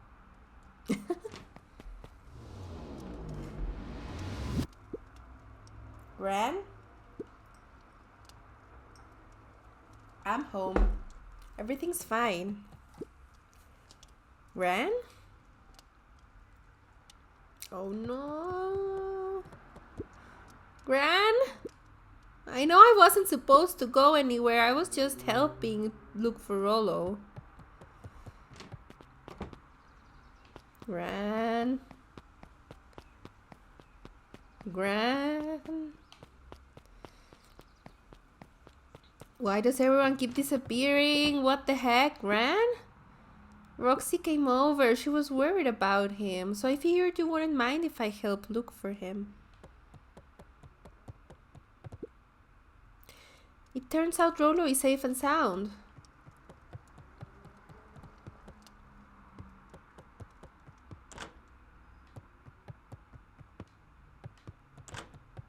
How are you liking the game? Oh my gosh, a lot.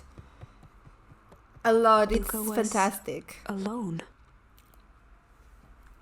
I'm really into the story. I want to know what happens. I'm a little worried. So Grant's not back yet.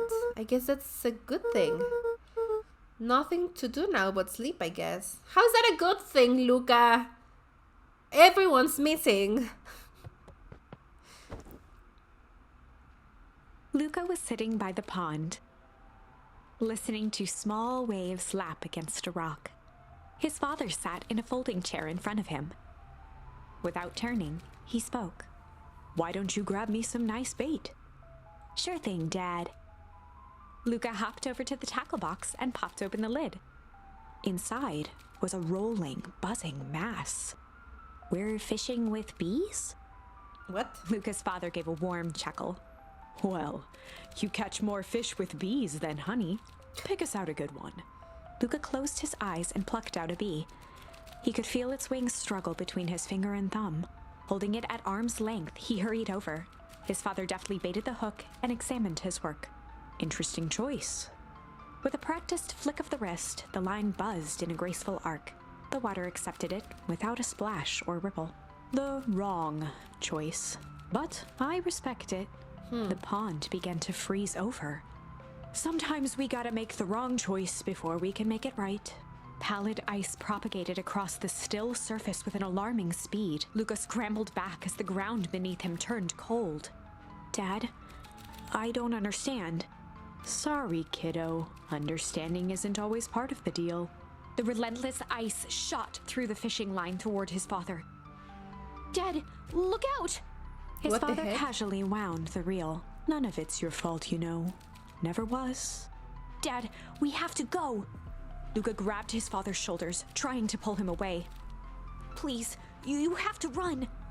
The ice crackled as it spread across his father's hands. What the heck? "That's the thing about fishing, Luka."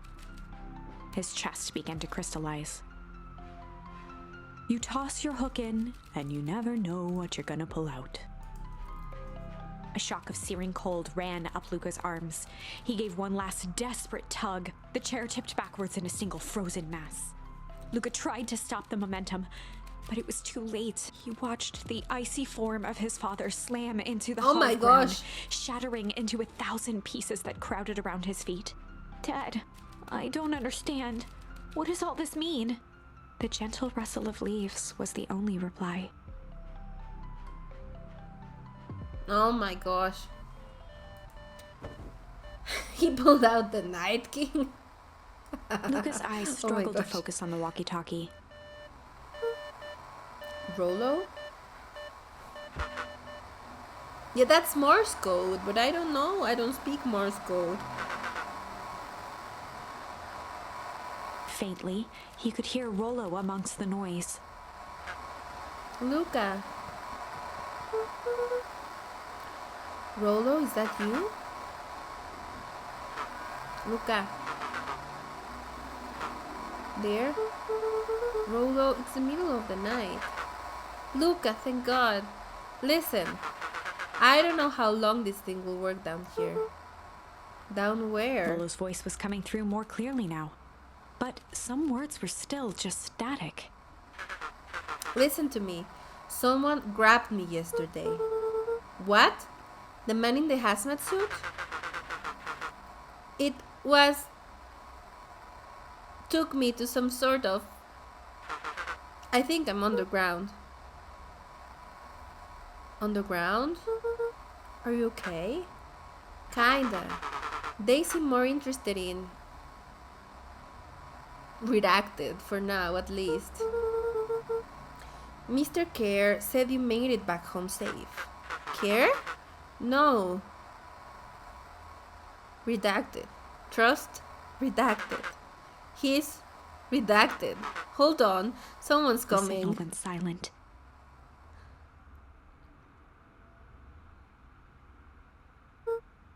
Rollo? Rollo, where are you? Luka held still, waiting for a response, his pounding heartbeat marking the passage of time. Is the voice coming from the other side, like in Stranger Things? Maybe. He said from a basement somewhere. Hey, Belchipa, how are you? How's it going? Welcome, welcome. Oh my gosh. And yes, I thank you, JC.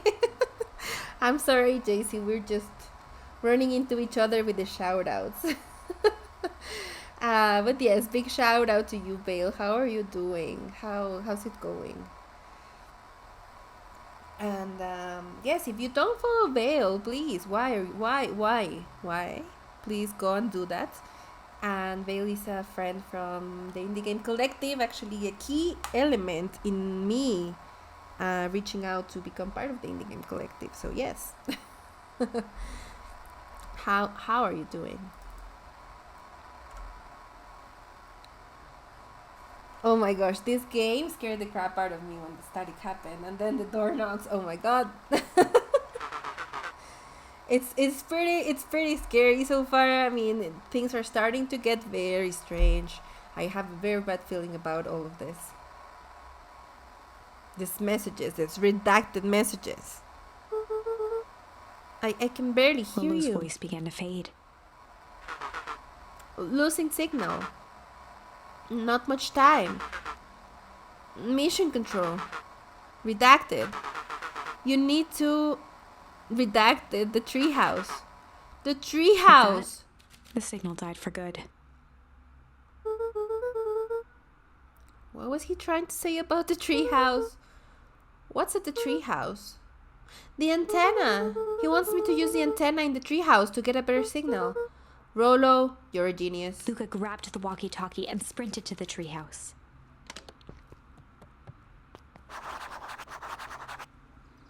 Hook up the walkie-talkie to the radio in the treehouse. It's the middle of the night. Where are you going in the middle of the night? Yeah, indeed. Luka heard a group of footsteps approaching. What? He dashed behind the bushes to avoid being spotted. Grandma. Okay, at least she's fine. So, we all understand the rules. You can count on me. I still think we need more time. This wasn't the original plan. Mr. Tolliver paused, shifting his eyes to one side. Grandma is in on this.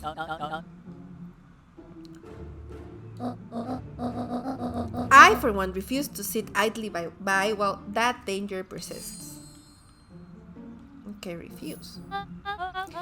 Hiram, you just keep your wits about it. Mr. Tolliver took one long, quiet breath.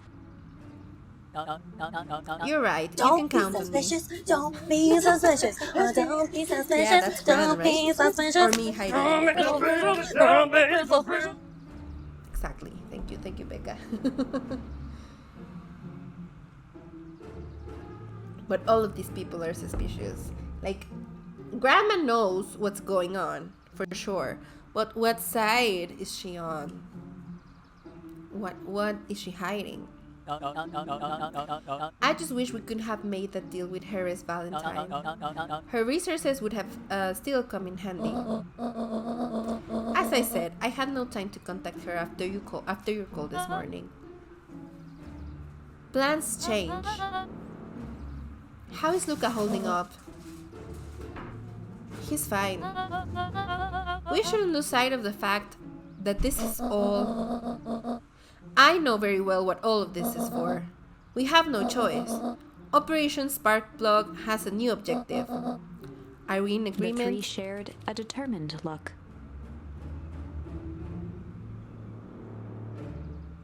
Yes. Absolutely sus. Good.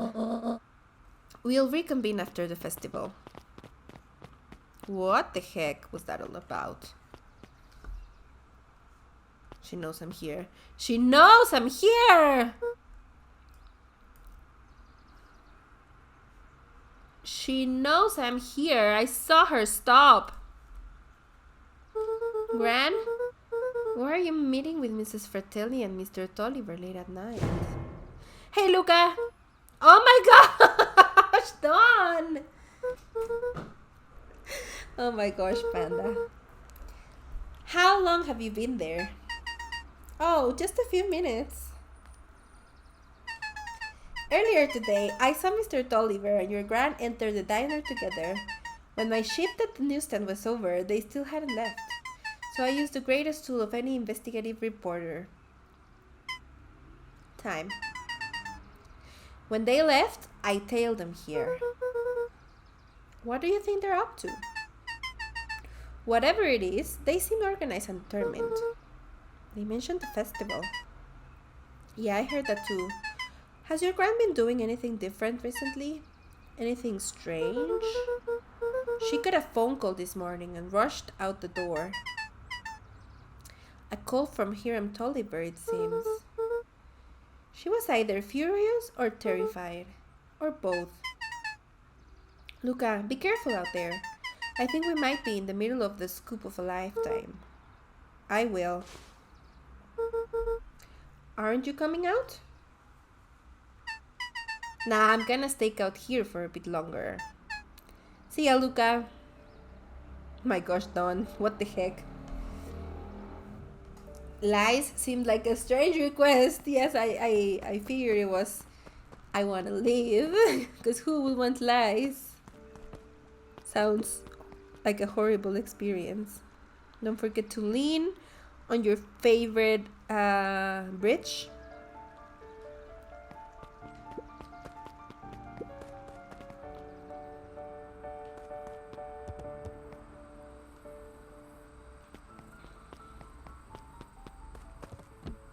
Alright, let's check out the antenna.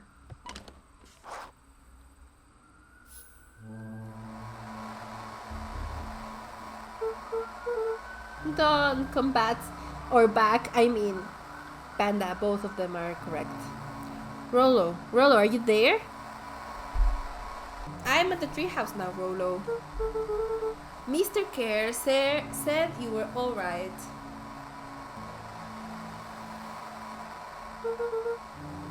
What happened out there?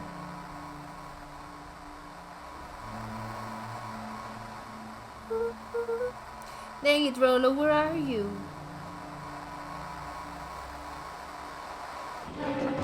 What the heck?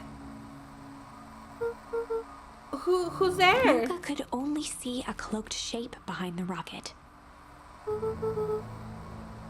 I've got weapons in here, so you'd better come out right now. He strained to hear as a muffled voice began.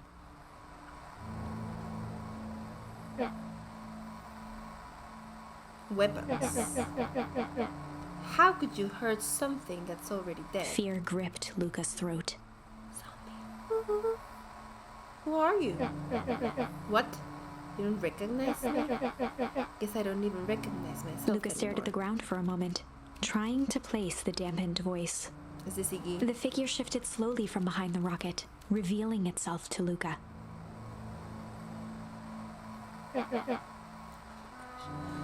I am a monster. And now they hunt me like the beast I am. Sorry about that.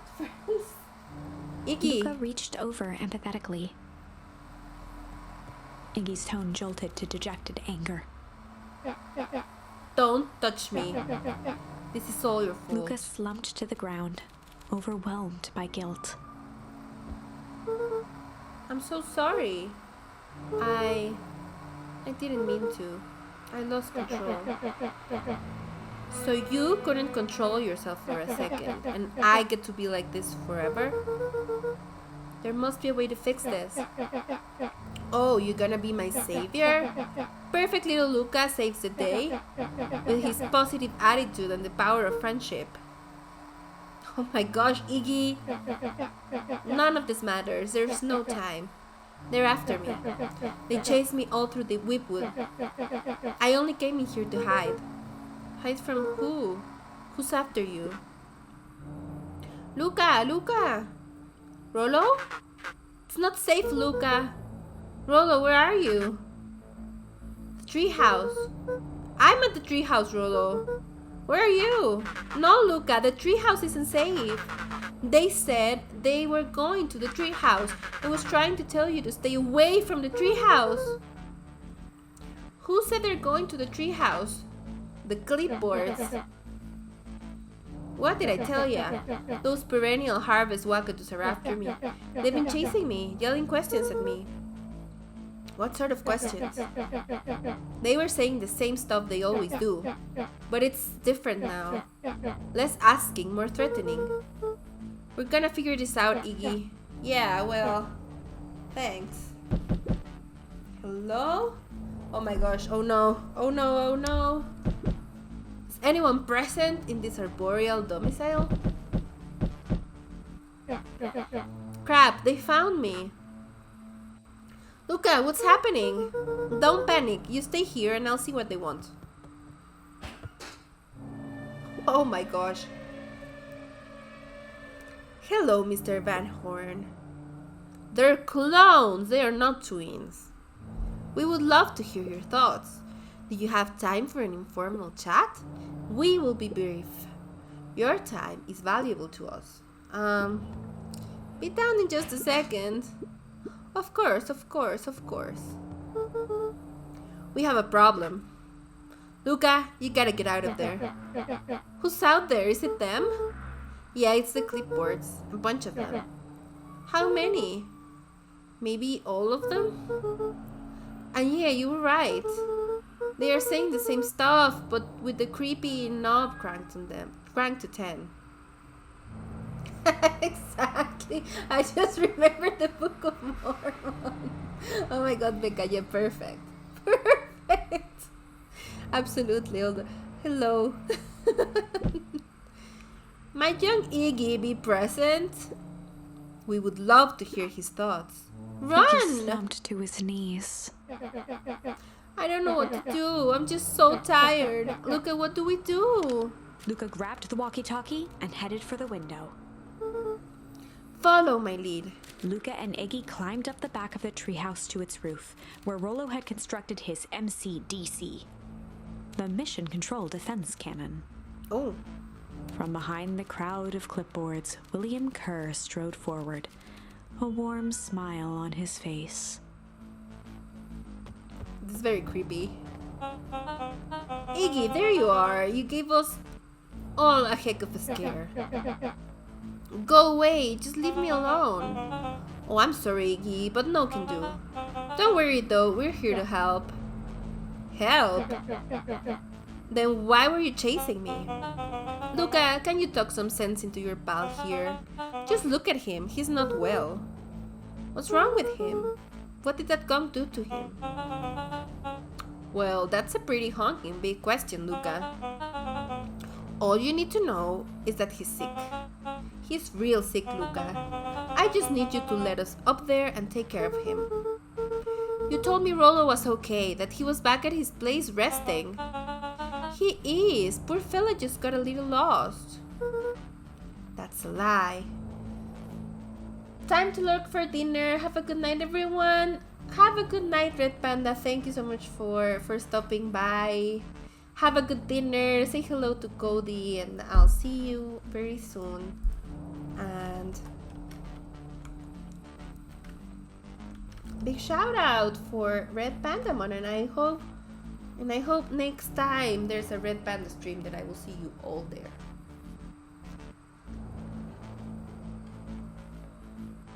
That's a lie. That is a hurtful thing to say, Luka. I thought we were buddies? Why? Because he lets you ramble on like a wackadoo? Nobody likes you, you creep. Kerr's smile faltered. Why don't you pop on down here so we can have a face-to-face? Yelling like this is gonna give us all a heck of a sore throat. And who wants that? Luka's grip tightened on the MCDC. Shoot him, Luka. What did you do to Rollo, you liar? Well, shucks, Luka. The only teeny tiny fib I told you was that he was at home. He is resting and he is perfectly safe. For now, at least. What happens to him next is up to you, Luka. Look around. You're in quite the pickle, and I am the only person in the whole wide world who can help you. You get to decide how this ends. Luka's mind raced. He was caught in a trap. What do you do when there's no hope? Iggy wiped his cheeks with a sleeve. What are you gonna do, Luka? Luka drew himself up and decided to take the only option they had left. Literally, the only option. Fight. Luka drew himself up and decided to take the only option they had left. Fight. I don't know, friends. He swung the mission control defense cannon around, aiming it confidently at the smirking face of William Kerr.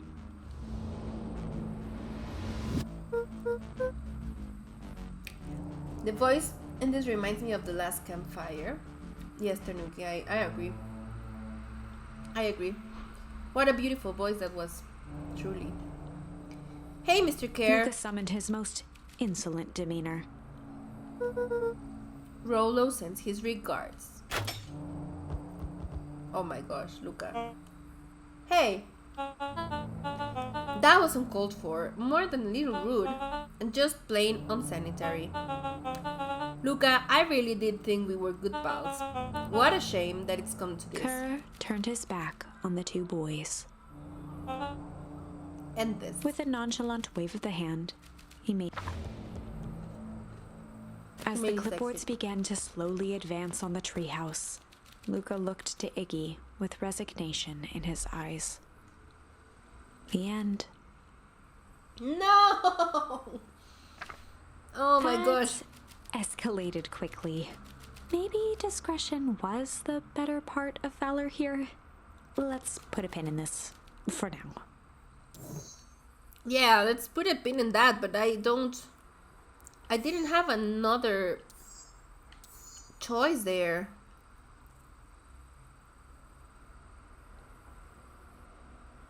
Okay, so we have new... What should we do?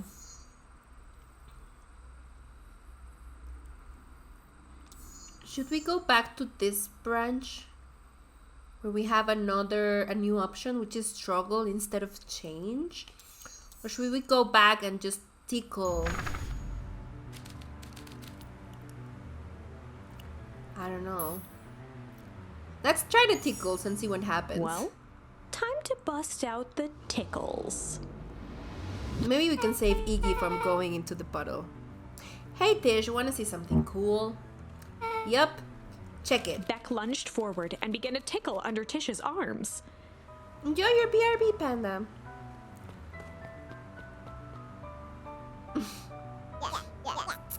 What the? Tish, is she tickling you? Yep. Hey, yep. Hi, yep. Tears began to form in Tish's eyes as she gasped for breath between gales of laughter. Beck redoubled her efforts until Tish finally had had enough. Hi, yep. What just happened? She seems nice. Sorry for the interruption. I think you were just Iggy's threatening eyes us. darted around, a realization dawning on his face that he was now outnumbered. I just remembered. I have somewhere to be. See you around, new Iggy kid. kicked at the puddle before making his escape. Iggy, what the heck? No! Whoa.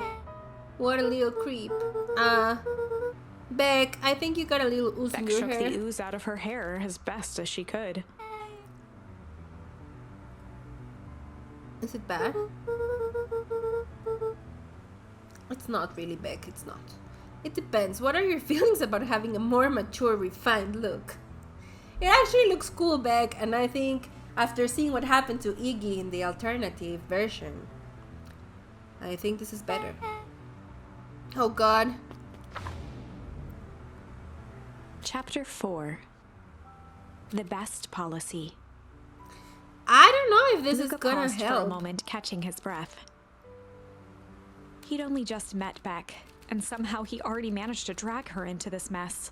Yeah. Hopefully he could make it up to her. But finding Rollo was his primary concern.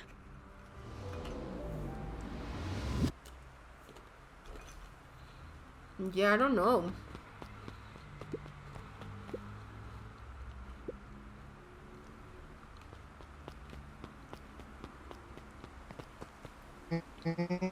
Luka, what the hell are you doing out there?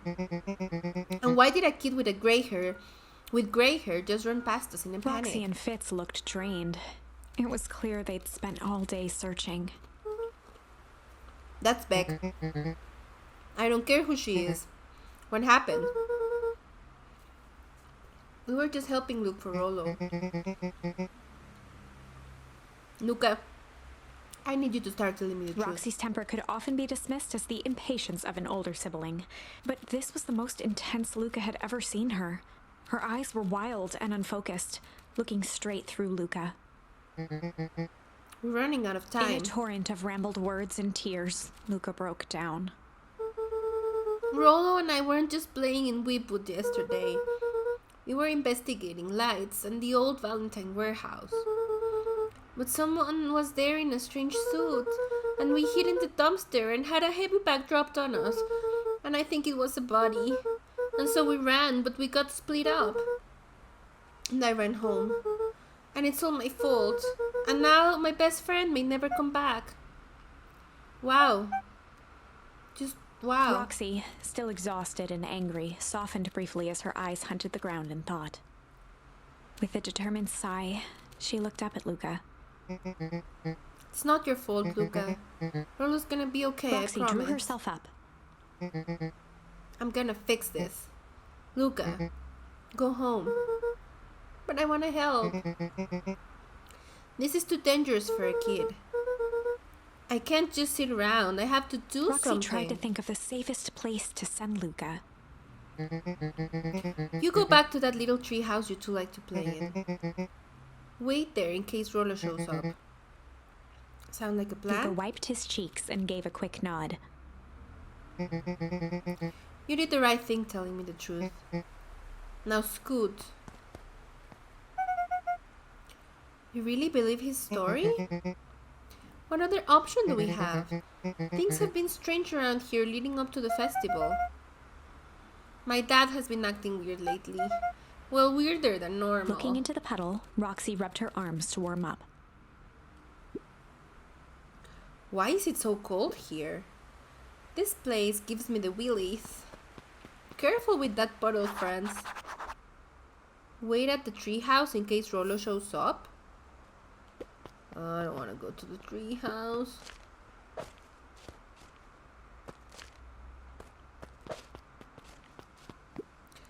I don't want to go to the treehouse.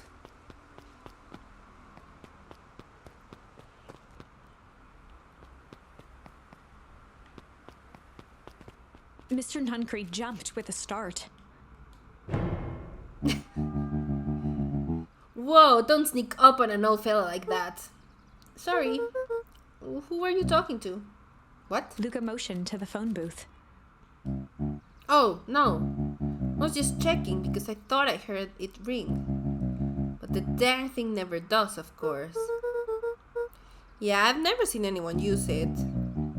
The whole thing's a waste of money if you ask me. Any word from Rolo yet? Not yet. Long time for a boy to lose his way. Rolo knows those woods too well to get lost. I suppose you're right. Silly boys' antics have this whole town worried sick. Antics?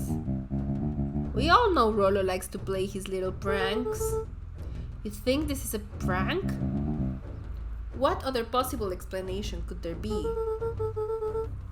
He's not playing a prank and he didn't get lost. Someone took him, I know it.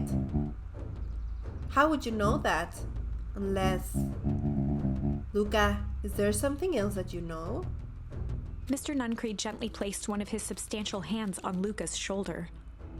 I don't trust him. Dang it, boy. If there is something you know, something that could help your friend, you need to tell folks. Luka peered up at Mr. Nuncreed. Kind I don't eyes trust you, though. warmed a stern face. For all I know, you're working for them as well. There was a deeper emotion hiding beneath it all. It was subtle, but Luka could sense something eating away at him. There was a what lurking behind those eyes? Shame? That's my only choice here. There so. was a shame lurking behind those eyes. A deep sadness. If Mr. Nuncreed was that worried about Rolo, maybe he could help. Yesterday, Rolo and I were messing around at the old Valentine warehouse. Mr. Nuncreed raised an eyebrow. Both of you? You were with Rolo when he went missing? Not exactly. I was hiding in the dumpster. The dumpster? What were you doing in there? At first we were just looking around. Then someone in a strange yellow suit came and dumped something on us. We both got scared and ran. That was the last I saw of him. You got scared by some garbage? Well, that's why you don't go skulking in someone's dumpster. But it wasn't garbage. I think it was a body. I'm sure it was just some trash. No, there was a name tag. It said Deep Engineering. Mr. Nuncreed's shoulders slumped. I wish you wouldn't have A said that. deep sigh bellowed from his chest. Why did you have to? I tried, Luka. God knows I tried to keep Luka you safe. attempted to take a step back, but Nuncreed's hand clamped down on his shoulder. But you Van Horns just can't help yourselves, can you? We were all so close to being done with With a this. firm shove, Nuncreed manhandled Luka into the phone booth. What are you doing? It's out of my The hands door now. latched shut with a mechanical hiss. What the heck? Shit. As I Luka know. pounded the glass, the floor dropped from under his feet. The inside of the phone booth was now a loose capsule plummeting at gravity's whim. What? Luka winced and pressed his hands to the walls. As he braced for impact, the capsule hurried to a surprisingly smooth stop. Secret lab? He felt a cold rush of air and opened his eyes with hesitance. Two large figures in hazmat suits occluded his view. Ugh, this Luka is not heard the good. deep, resigned voice of Mr. Nuncreed over an intercom. He knows too much. The end. Yes, of course, the end. Why didn't we tell him? Wait. No. This isn't the end. I know there's still much more. Somehow this went wrong. Okay, let's try something else.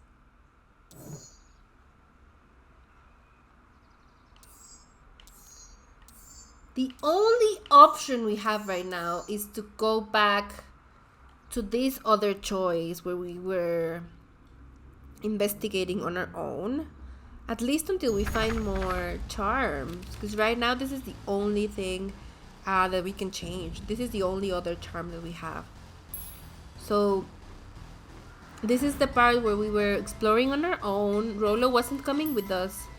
And this is a story about struggle. This is a story about struggle. Luka could hear a machine humming somewhere nearby. He felt around wildly, searching for something, anything that could help. His hands found a hard object, maybe a tile. He yanked it free, lifting the cold stone. Let me go! Luka swung the tile as hard as he could at the shape that still held fast to his leg. He heard the crack of glass as the stone hit the assailant's mask. With a muffled yelp, the hand let go. Luka was free and scrambled to the door. He never looked back once on the long run home. Okay. Chapter 3. Oof, chapter 3. Everything's fine. The next morning, it was quieter than usual at the breakfast table. Only the sound of silverware and chewing interrupted the awkward silence.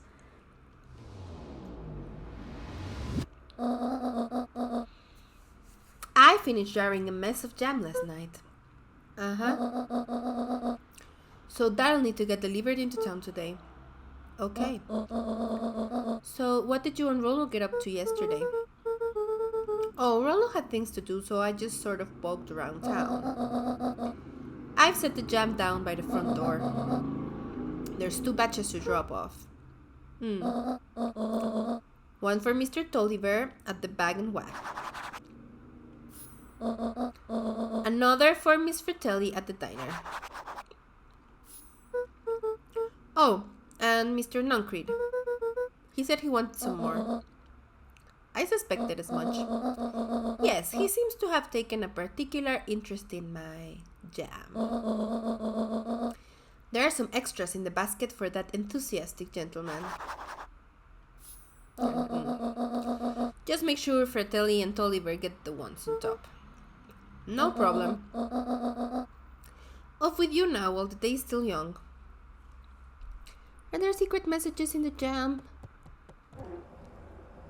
Grandma is so sus.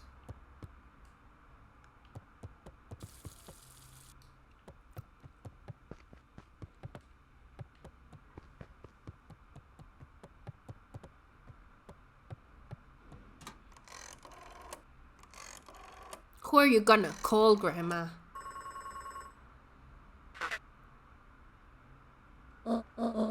Hello, it's Juniper Hartford. Before you hang up, just hear me out. I have a business proposition.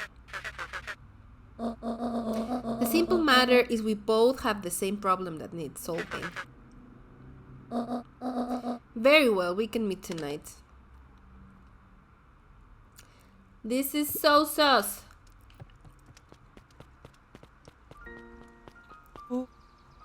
Okay. Sorry about yesterday. Roxy can be so annoying. But good news, no more boring chores for me today. Did you make it to the old Valentine warehouse? Oof, Rolo. So, what did you find? Give me the dirt. Something happened. There was someone else there. What? Who was it? Was it aliens? I knew it would be aliens. No. Zombies. No. Alien zombies. What else could it possibly be? Rolo, I've gotta deliver these into town first. We can catch up after. Ooh, it is a whole thing? Oh my gosh, my controller batteries are low. It sounds like a whole thing. Yeah, we shouldn't talk about it here. Meet me at the treehouse tonight. I'm not sure what this treehouse is that you speak of. Ugh. Meet me at Mission Control. Roger that, Space Cadet.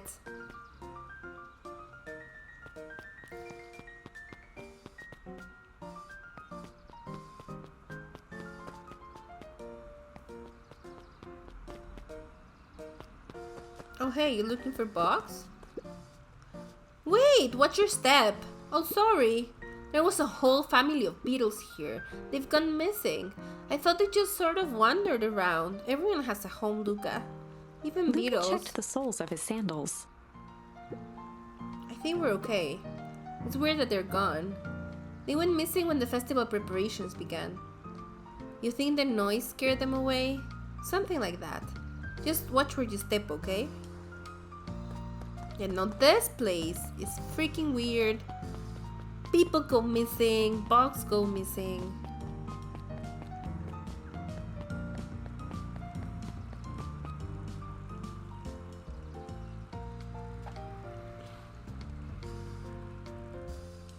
Is this one of... Mr. Wilder, I trust you have time to chat. Eris Valentine, oldest of Sharper Valentine's children, and heir to the Valentine fortune, had a way of making questions seem like demands. Certainly. What seems to be the problem? Mr. Wilder had learned to assume that if he was hearing from Eris, it was because she had taken issue with something he had put in the paper. I couldn't help but notice that the front page of this morning's paper was consumed with stories about the silly festival. Well, yes, that is the news of the day. There was no mention of the museum, nor the foundation through which it was endowed. I'm sorry, Miss Valentine, my readers are more so interested in this town's future, rather than any one family in particular. There was a time, Mr. Wilder, when the goings-on of my family was the only thing this town cared about. Well, things change, ma'am. And you know, change is dangerous. If you finish that thought, I will make that monocle a permanent fixture of your anatomy. My apologies. Good day, Miss Valentine. Did I give you the impression this conversation was finished? Mr. Wilder averted his gaze and began to polish his monocle. Heck. Well, good day, Mr. Wilder.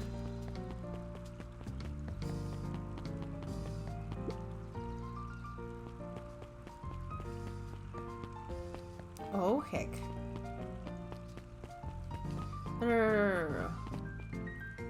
Wait, is it... Who is...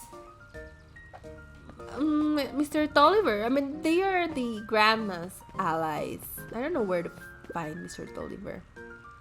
Anger from the past, mistakes not yet made, and a glimmering hope for the future. He carried them all in equal parts everywhere he went. Oh heavens, what a burden to bear.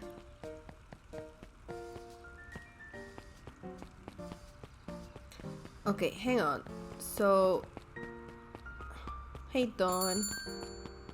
Ah, here they are. Well, if it isn't my favorite little jam runner. Hey, Mrs. Fratelli.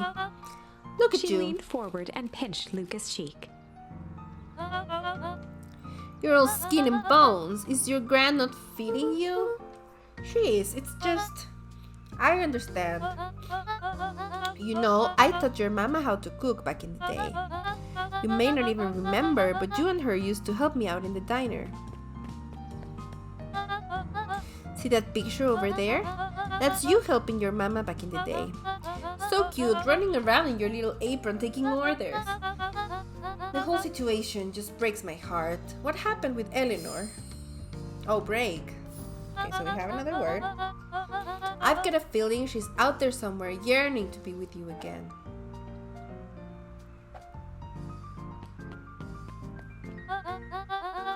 Few things in this world can keep a mother from her Luka son. shifted the basket uncomfortably.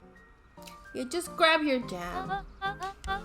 Oh yes, let's see Mrs. here. Fratelli lifted the cloth and inspected the jam. Ah, they even have my name on them. How thoughtful. Yeah, because they probably have secret messages inside. She carefully lifted out her jars of jam. You tell your grand hello from me, Luka. Will do. Now let me snoop in the kitchen. I need to snoop.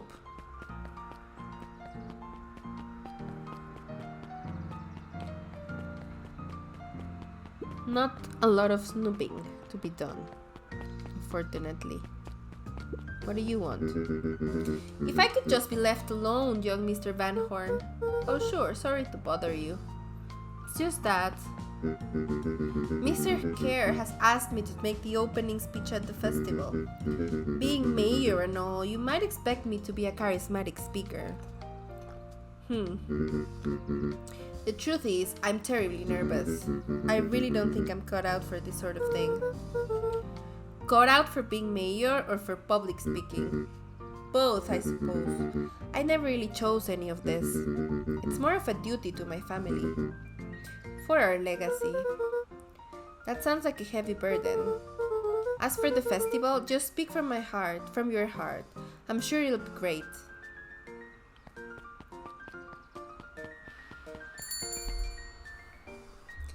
Yikes, Dawn! Hey, Dawn! Hi, Dawn! Hey, Dawn!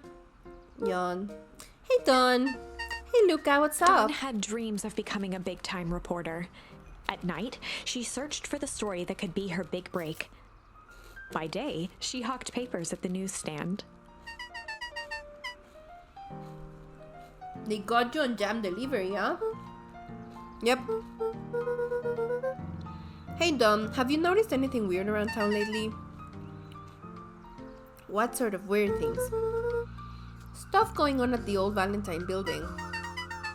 You might say I've heard some things. I'm working on a story about it right now. So what's going on? Can't say quite yet. I still need to follow up on a few leads. Keep me in the loop, okay? Sure thing. Have you seen the new kid around yet? New kid? Yeah, I came in from the big city. Her parents both got jobs here. But get this. One of them is working for William Kerr and Perennial Harvest. And the other is working for Harris Valentine. And? The Valentines represent BeaconPines' past. Perennial Harvest has positioned itself as this town's future. Must make for some interesting dinner table conversations. I can imagine.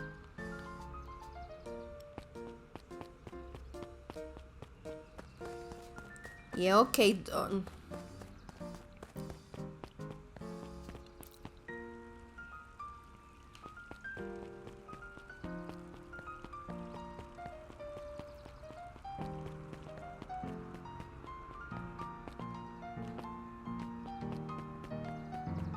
Nothing new here. Now where's that other person? Oh, we hadn't been to this part of the map.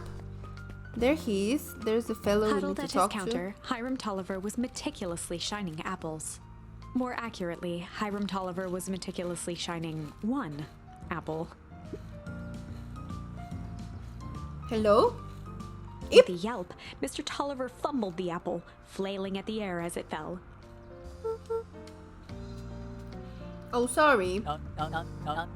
No bother, no bother. He leaned forward and lowered his voice. I see you have something for me. Yeah, Grant had some jam I'm supposed to give you. He leaned in a bit further. Jam? Yeah, this one's on top. She wrote Mr. your name on Tolliver it. leaned back, speaking loud enough for anyone to hear. Ah, yes, the jam. Thank you so much for delivering this jam to me. He reached forward and snapped up the jars of jam, giving Luka a little wink. These obviously have something hidden in them. I shall put it on my store shelves post haste. Okay, I should finish my deliveries. Of course. Of course. He leaned in for a final whisper. Of course. What the heck, Mr. Tolliver? You are a creep. my gosh, no touching. I want to touch it. Let's touch it. Smack. Oh my gosh. Are we gonna be able to use this against Iggy? Hit the watermelon 20 times. That's an achievement. Heck yeah. Heck yeah, watermelon.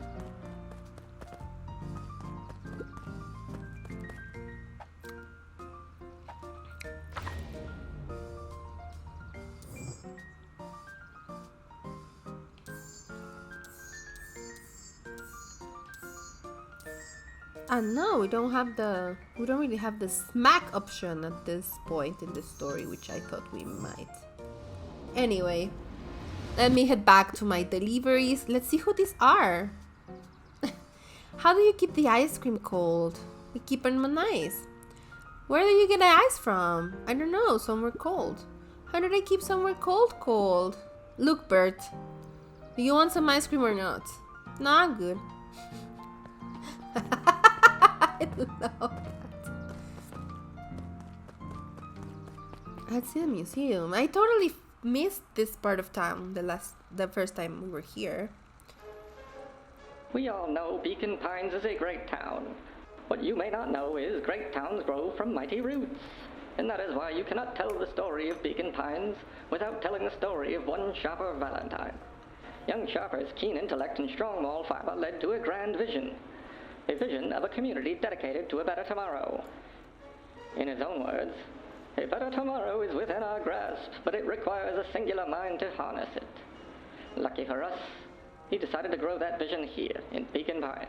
And how does one grow a better tomorrow? With fertilizer, of course. Valentine's Fertilizer Company became the lifeblood of a town yearning for purpose. But then tragedy struck, a scientific experiment gone wrong. An accident which took Shopper away from us far too soon. To this day, we struggle to pick up the pieces.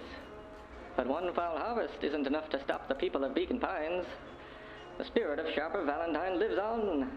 It lives in the hearts of everyone with a dream for a better tomorrow. Together, we will follow his example and grow a bountiful future. Paid for by the Valentine family and the Valentine Fertilizer Company Remembrance Fund. Okay. Oh, okay.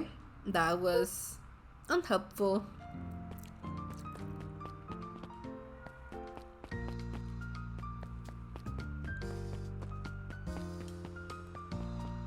Okay. Now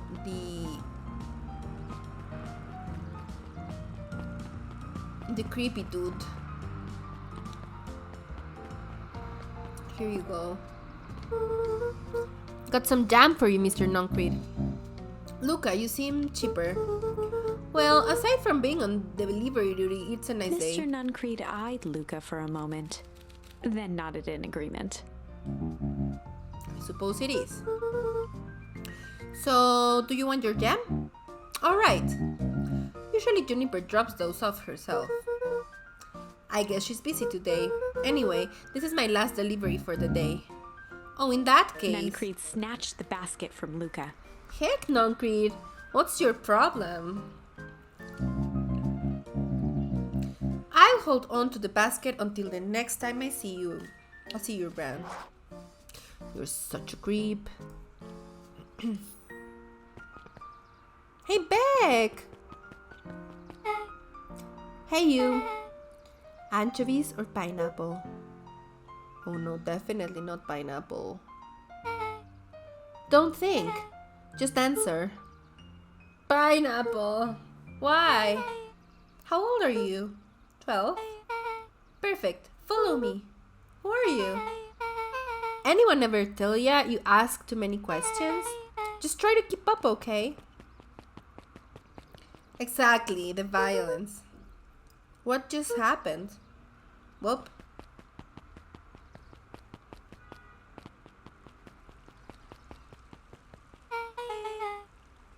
Hey, what a crazy coincidence.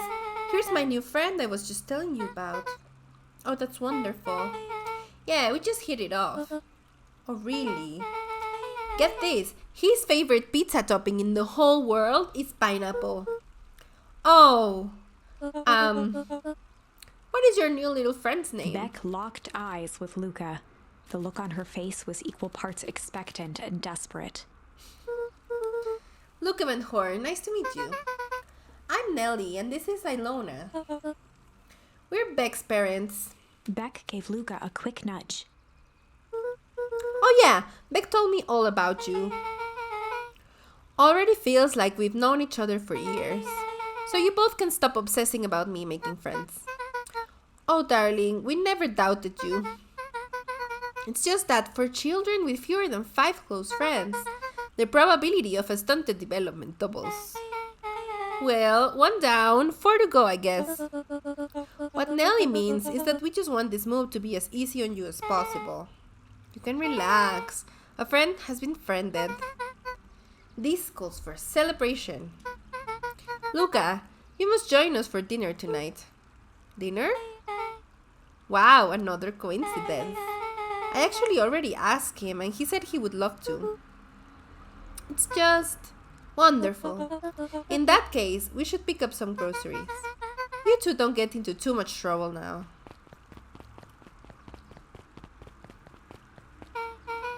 Wow, I can't believe that worked. Thanks a ton. You're welcome? I owe you one. My moms are great and all, but they can be a bit much sometimes. Our house is a little cottage next to that big mansion place. Wait, you live on the Valentine estate? Yeah, that's the spot. Meet me by their big creepy gate. Don't be late, or I'm back to square one on this whole friend grift. Great, see you there.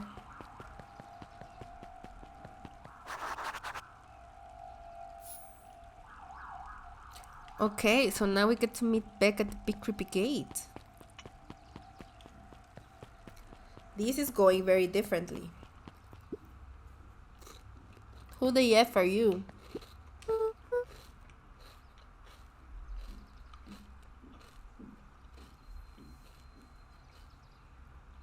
Good morning, Geoff. What's so good about it? Another day further down the tubes if you ask me. Come on now, it's not all bad. The festival is coming up. The festival. Old Man Valentine used to put on cockamamie shindigs all the time. And where did that get us? Well, it's perennial harvest putting on this one. And they're doing it for the whole town. As far as I see it, the difference between the old Valentine company and this new perennial harvest outfit Jeff dug through his pockets for a bit. is the difference between this empty soup can and this brown banana. But those are both garbage. Exactly.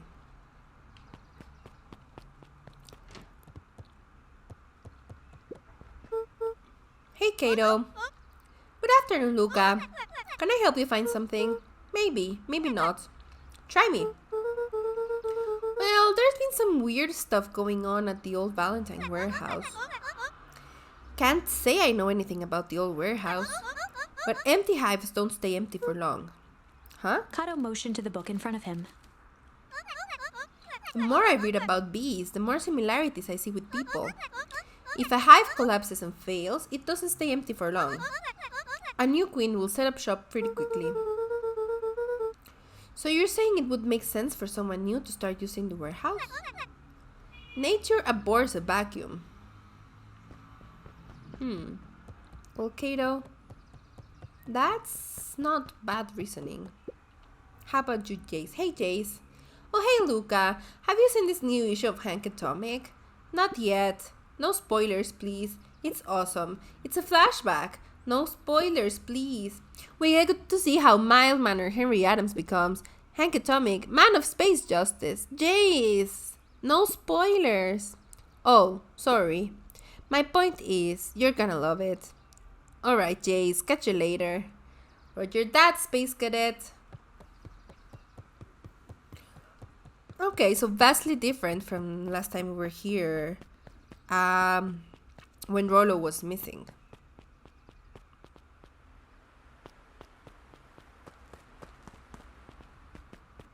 Okay, so let's go to Beck's house. So who all lives in that house? Harris and Gus Valentine grew up there, and Solomon moved in a few years back. The creepy little kid in the vest? That sounds like the one. So just 3 people live in that huge thing? I bet a bunch of shady stuff happens all the time in a place like that. Not really, the Valentines pretty much keep to themselves. So it's empty and boring? Pretty much. What a waste. My mom says that it used to be way busier back before Sharper died. Before the fowl harvest. Oh, that's like the 5th time someone mentioned this fowl harvest thing. And you all use that same ominous tone. Eventually, you're going to explain to me how that harvest got all fouled up. But we can't keep my parents waiting anymore.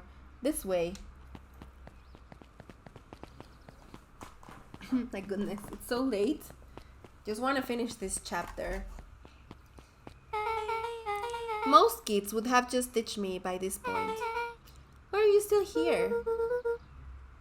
You look like you could use some help. You know what, Luka? You're not so bad. Let's get through this as simply as possible. Just eat, smile, and nod. Fun. Great, whatever you do, don't bring up their work. I think I can Beck handle took that. a long breath, then gave a firm nod. Here goes nothing. Chapter 4. Dinner with the Moodwills. This is completely different chapter 4. Ilona Moodwill was worried about change. A gardener at heart, she understood the necessity of change, relied on it even. But there was a difference between the controlled world of her plants and this cluttered cottage in a strange town. Almost done. Nellie was a blur of activity, digging through boxes. Sorry, love, couldn't find the dishes. We'll have to make do with paper plates. Dinner went by without much conversation.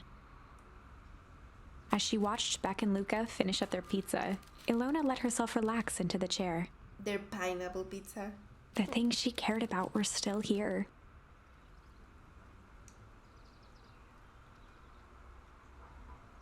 Nellie finally had the job of her dreams. Beck was beginning to take root. Ilona's task was simply to tend to them. She could do that.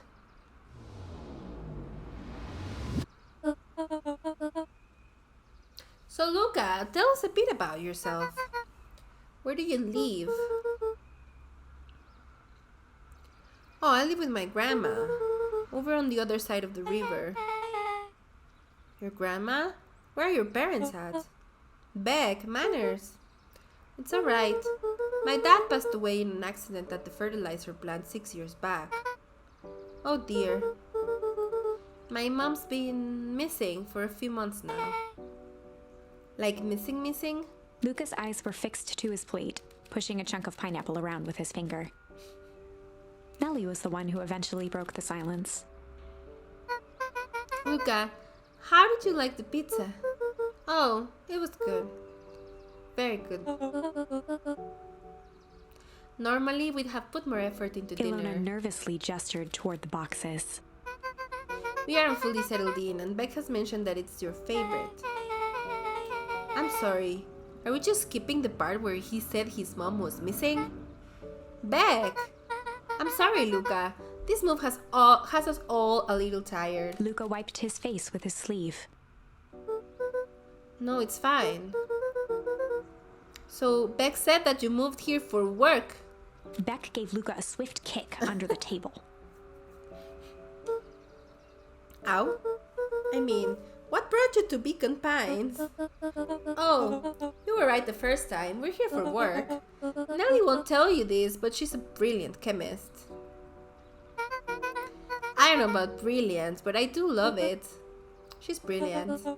Perennial Harvest just made her their newest lead researcher of deep engineering. What? Because the other one died. She makes it sound more impressive than it is. I'm just happy that I get to make a difference in the world. Perennial Harvest is at the forefront of evolving agriculture into something more useful than sprinkling water and excrement on the ground. Luka glanced over to Beck.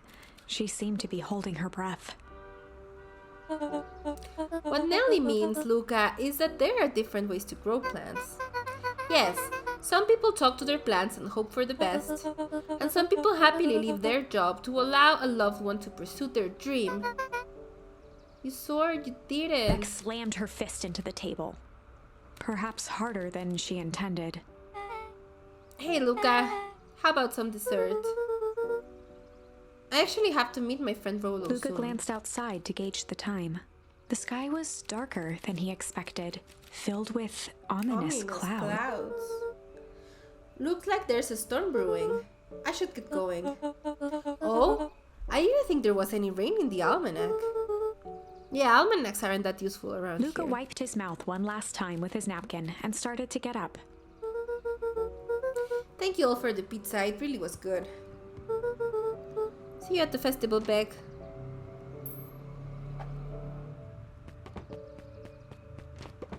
Wait up! I'll walk you home. Surprised, Luka turned around. He knew Rolo could be prickly around new people. Yeah, well, Rolo will have to But get used to Beck Beck seemed because cool. Beck is cool. Rolo would warm up to her eventually. Exactly. Probably.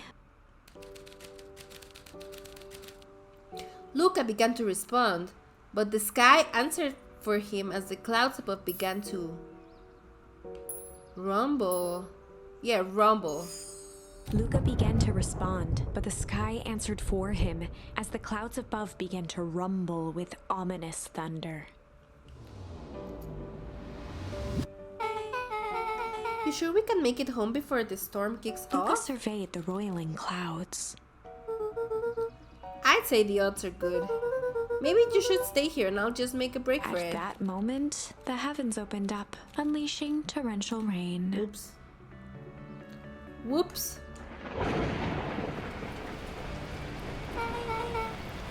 Care to recalculate those odds? We're inside you two before you catch cold.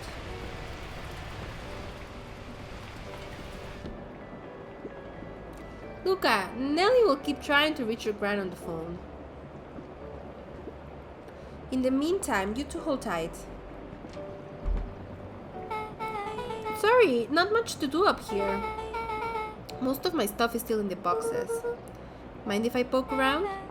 Be my guest. Alright, let's poke around. Luka squinted into the eye hole of the microscope. This looks wild. What is it? Gum? Gum? Luka adjusted the slide with his fingers to get a better look. I'm tracking the structural integrity of gum with increasing amounts of chewing. Chewed that one for 47 days. Luka wiped his hand off on his sweater and gave a nervous laugh. Yum. It's weird, I Beck know. looked down, timidly tapping the ladder with her feet. You think it's weird, don't you? A little. But weird can be cool. It's a fun game to watch. I'm glad you enjoy it. Yeah, it's like a very cute story. I'm enjoying this a lot. It's a very fun game to stream as well. I'll share the game info again for anyone interested. Definitely check it out. Oh wow, Rolo and I have a radio just like this at the treehouse. Probably not exactly like this one. My mom and I tore the whole thing down to the bolts. Fitted it with some state-of-the-art vacuum tubes. She seems pretty awesome. She gets carried away sometimes. I think she feels guilty for working too much. So when she does have time for me, she showers me with high-tech overcompensation. Luka flicked at one of the toggles.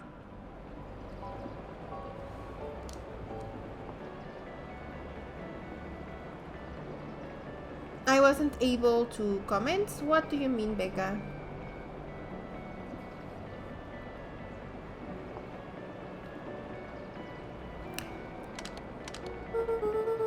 I bet you can get all sorts of stations on this. Not out here in the boonies. You wouldn't believe the stuff I could pick up back in the city. But around here, it's all farm reports and static. Ah, shucks. Aw, my internet is funny and sometimes it doesn't send messages. Luka bent down to examine the bouquet of wilting flowers. Well, if there's something that you want to say now, I'll check it out. Luka bent down to examine the bouquet of wilting Judging flowers. by the odor, they were well past their prime. Pungent. He flipped open the attached card. Happy trails from Coach Walker and all the Fairview Condors. Boy, you weren't kidding about poking around, huh? Oh, sorry, was this from your old school? The most recent one, yeah. Some schools gave me going away cards. Some did flowers. When they're really trying to feel good about themselves, they do both. So you've moved a lot. Yeah, that's the thing with having a brilliant parent. There's always a better job somewhere else. These flowers would last longer if you put them in some water. That's the sort of thing I would do if I cared. Well, you cared enough to keep them, so... Luka, can I ask you something? Of course.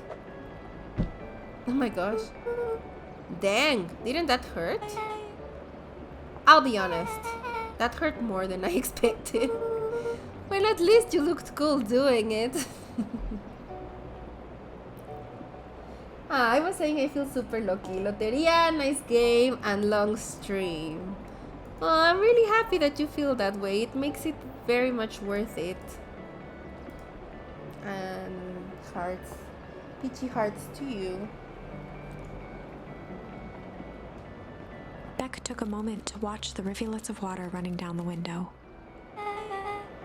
Do you ever feel alone? Like, even when people are around?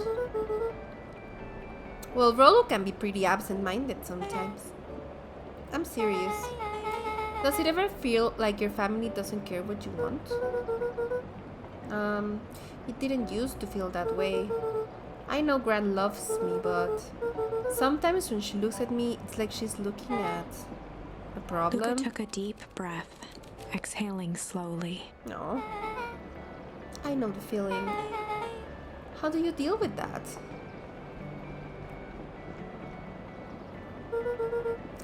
I guess I haven't yet. But one thing my dad told me when I was little: don't hold a grudge, especially against yourself. If you try to hold it all in, you're gonna pop. Yeah, this poor kid, I know. So then, what do you do when you don't know what to do? Dad never got to that part. Something I figured out on my own though. You gotta do something. Anything. Here. What are you doing? I don't know. Something. We're gonna register our complaints with the storm. Listen here, you miserable universe. Stop jerking me around. I just want things to go back to the way they were. Everyone tells me it's gonna be alright. That things are gonna change. Luka let out a feral scream that echoed into the night. Every time something changes, everything gets worse. Screw this town. Whoa. Let me try. Moving sucks. I hate it. I hate that I hate it. Why can't I just deal with it and be happy for my mom? Why can't we just stay somewhere? Her voice dropped to a trembling whisper. No. Just wanna be a normal kid. Beck brushed off her shirt and straightened up. There. Wow, I actually feel a little better. As abruptly as it began, the storm abated. That was sweet. Thanks, I needed that. Me too. I should head out before the rain starts up again. Sure, I'll walk you out. Yeah, I wanna hug both of them. I know, like that was Yeah, I mean, these poor kids. That was very sweet though, very mature of them. See you in Rolo at the festival. Sounds good. Luka, don't let the universe jerk you around. Beck gave Luka a light thump on the arm before heading in. That was Chapter great. 5. Friendly Feud. Uh-oh. Okay, I'm gonna leave it here. Seems to me like we're gonna be running into some trouble with Rolo. That's my prediction for this friendly feud. But I am getting a little tired and I'm going to leave it here. But we will continue playing this next Tuesday, because I just want to play it at the same schedule as I played this one. Also, we have a little guest. This little guest slept through the whole stream. Can you believe that? She never does that. And she just woke up right now. She was sleeping through the whole thing.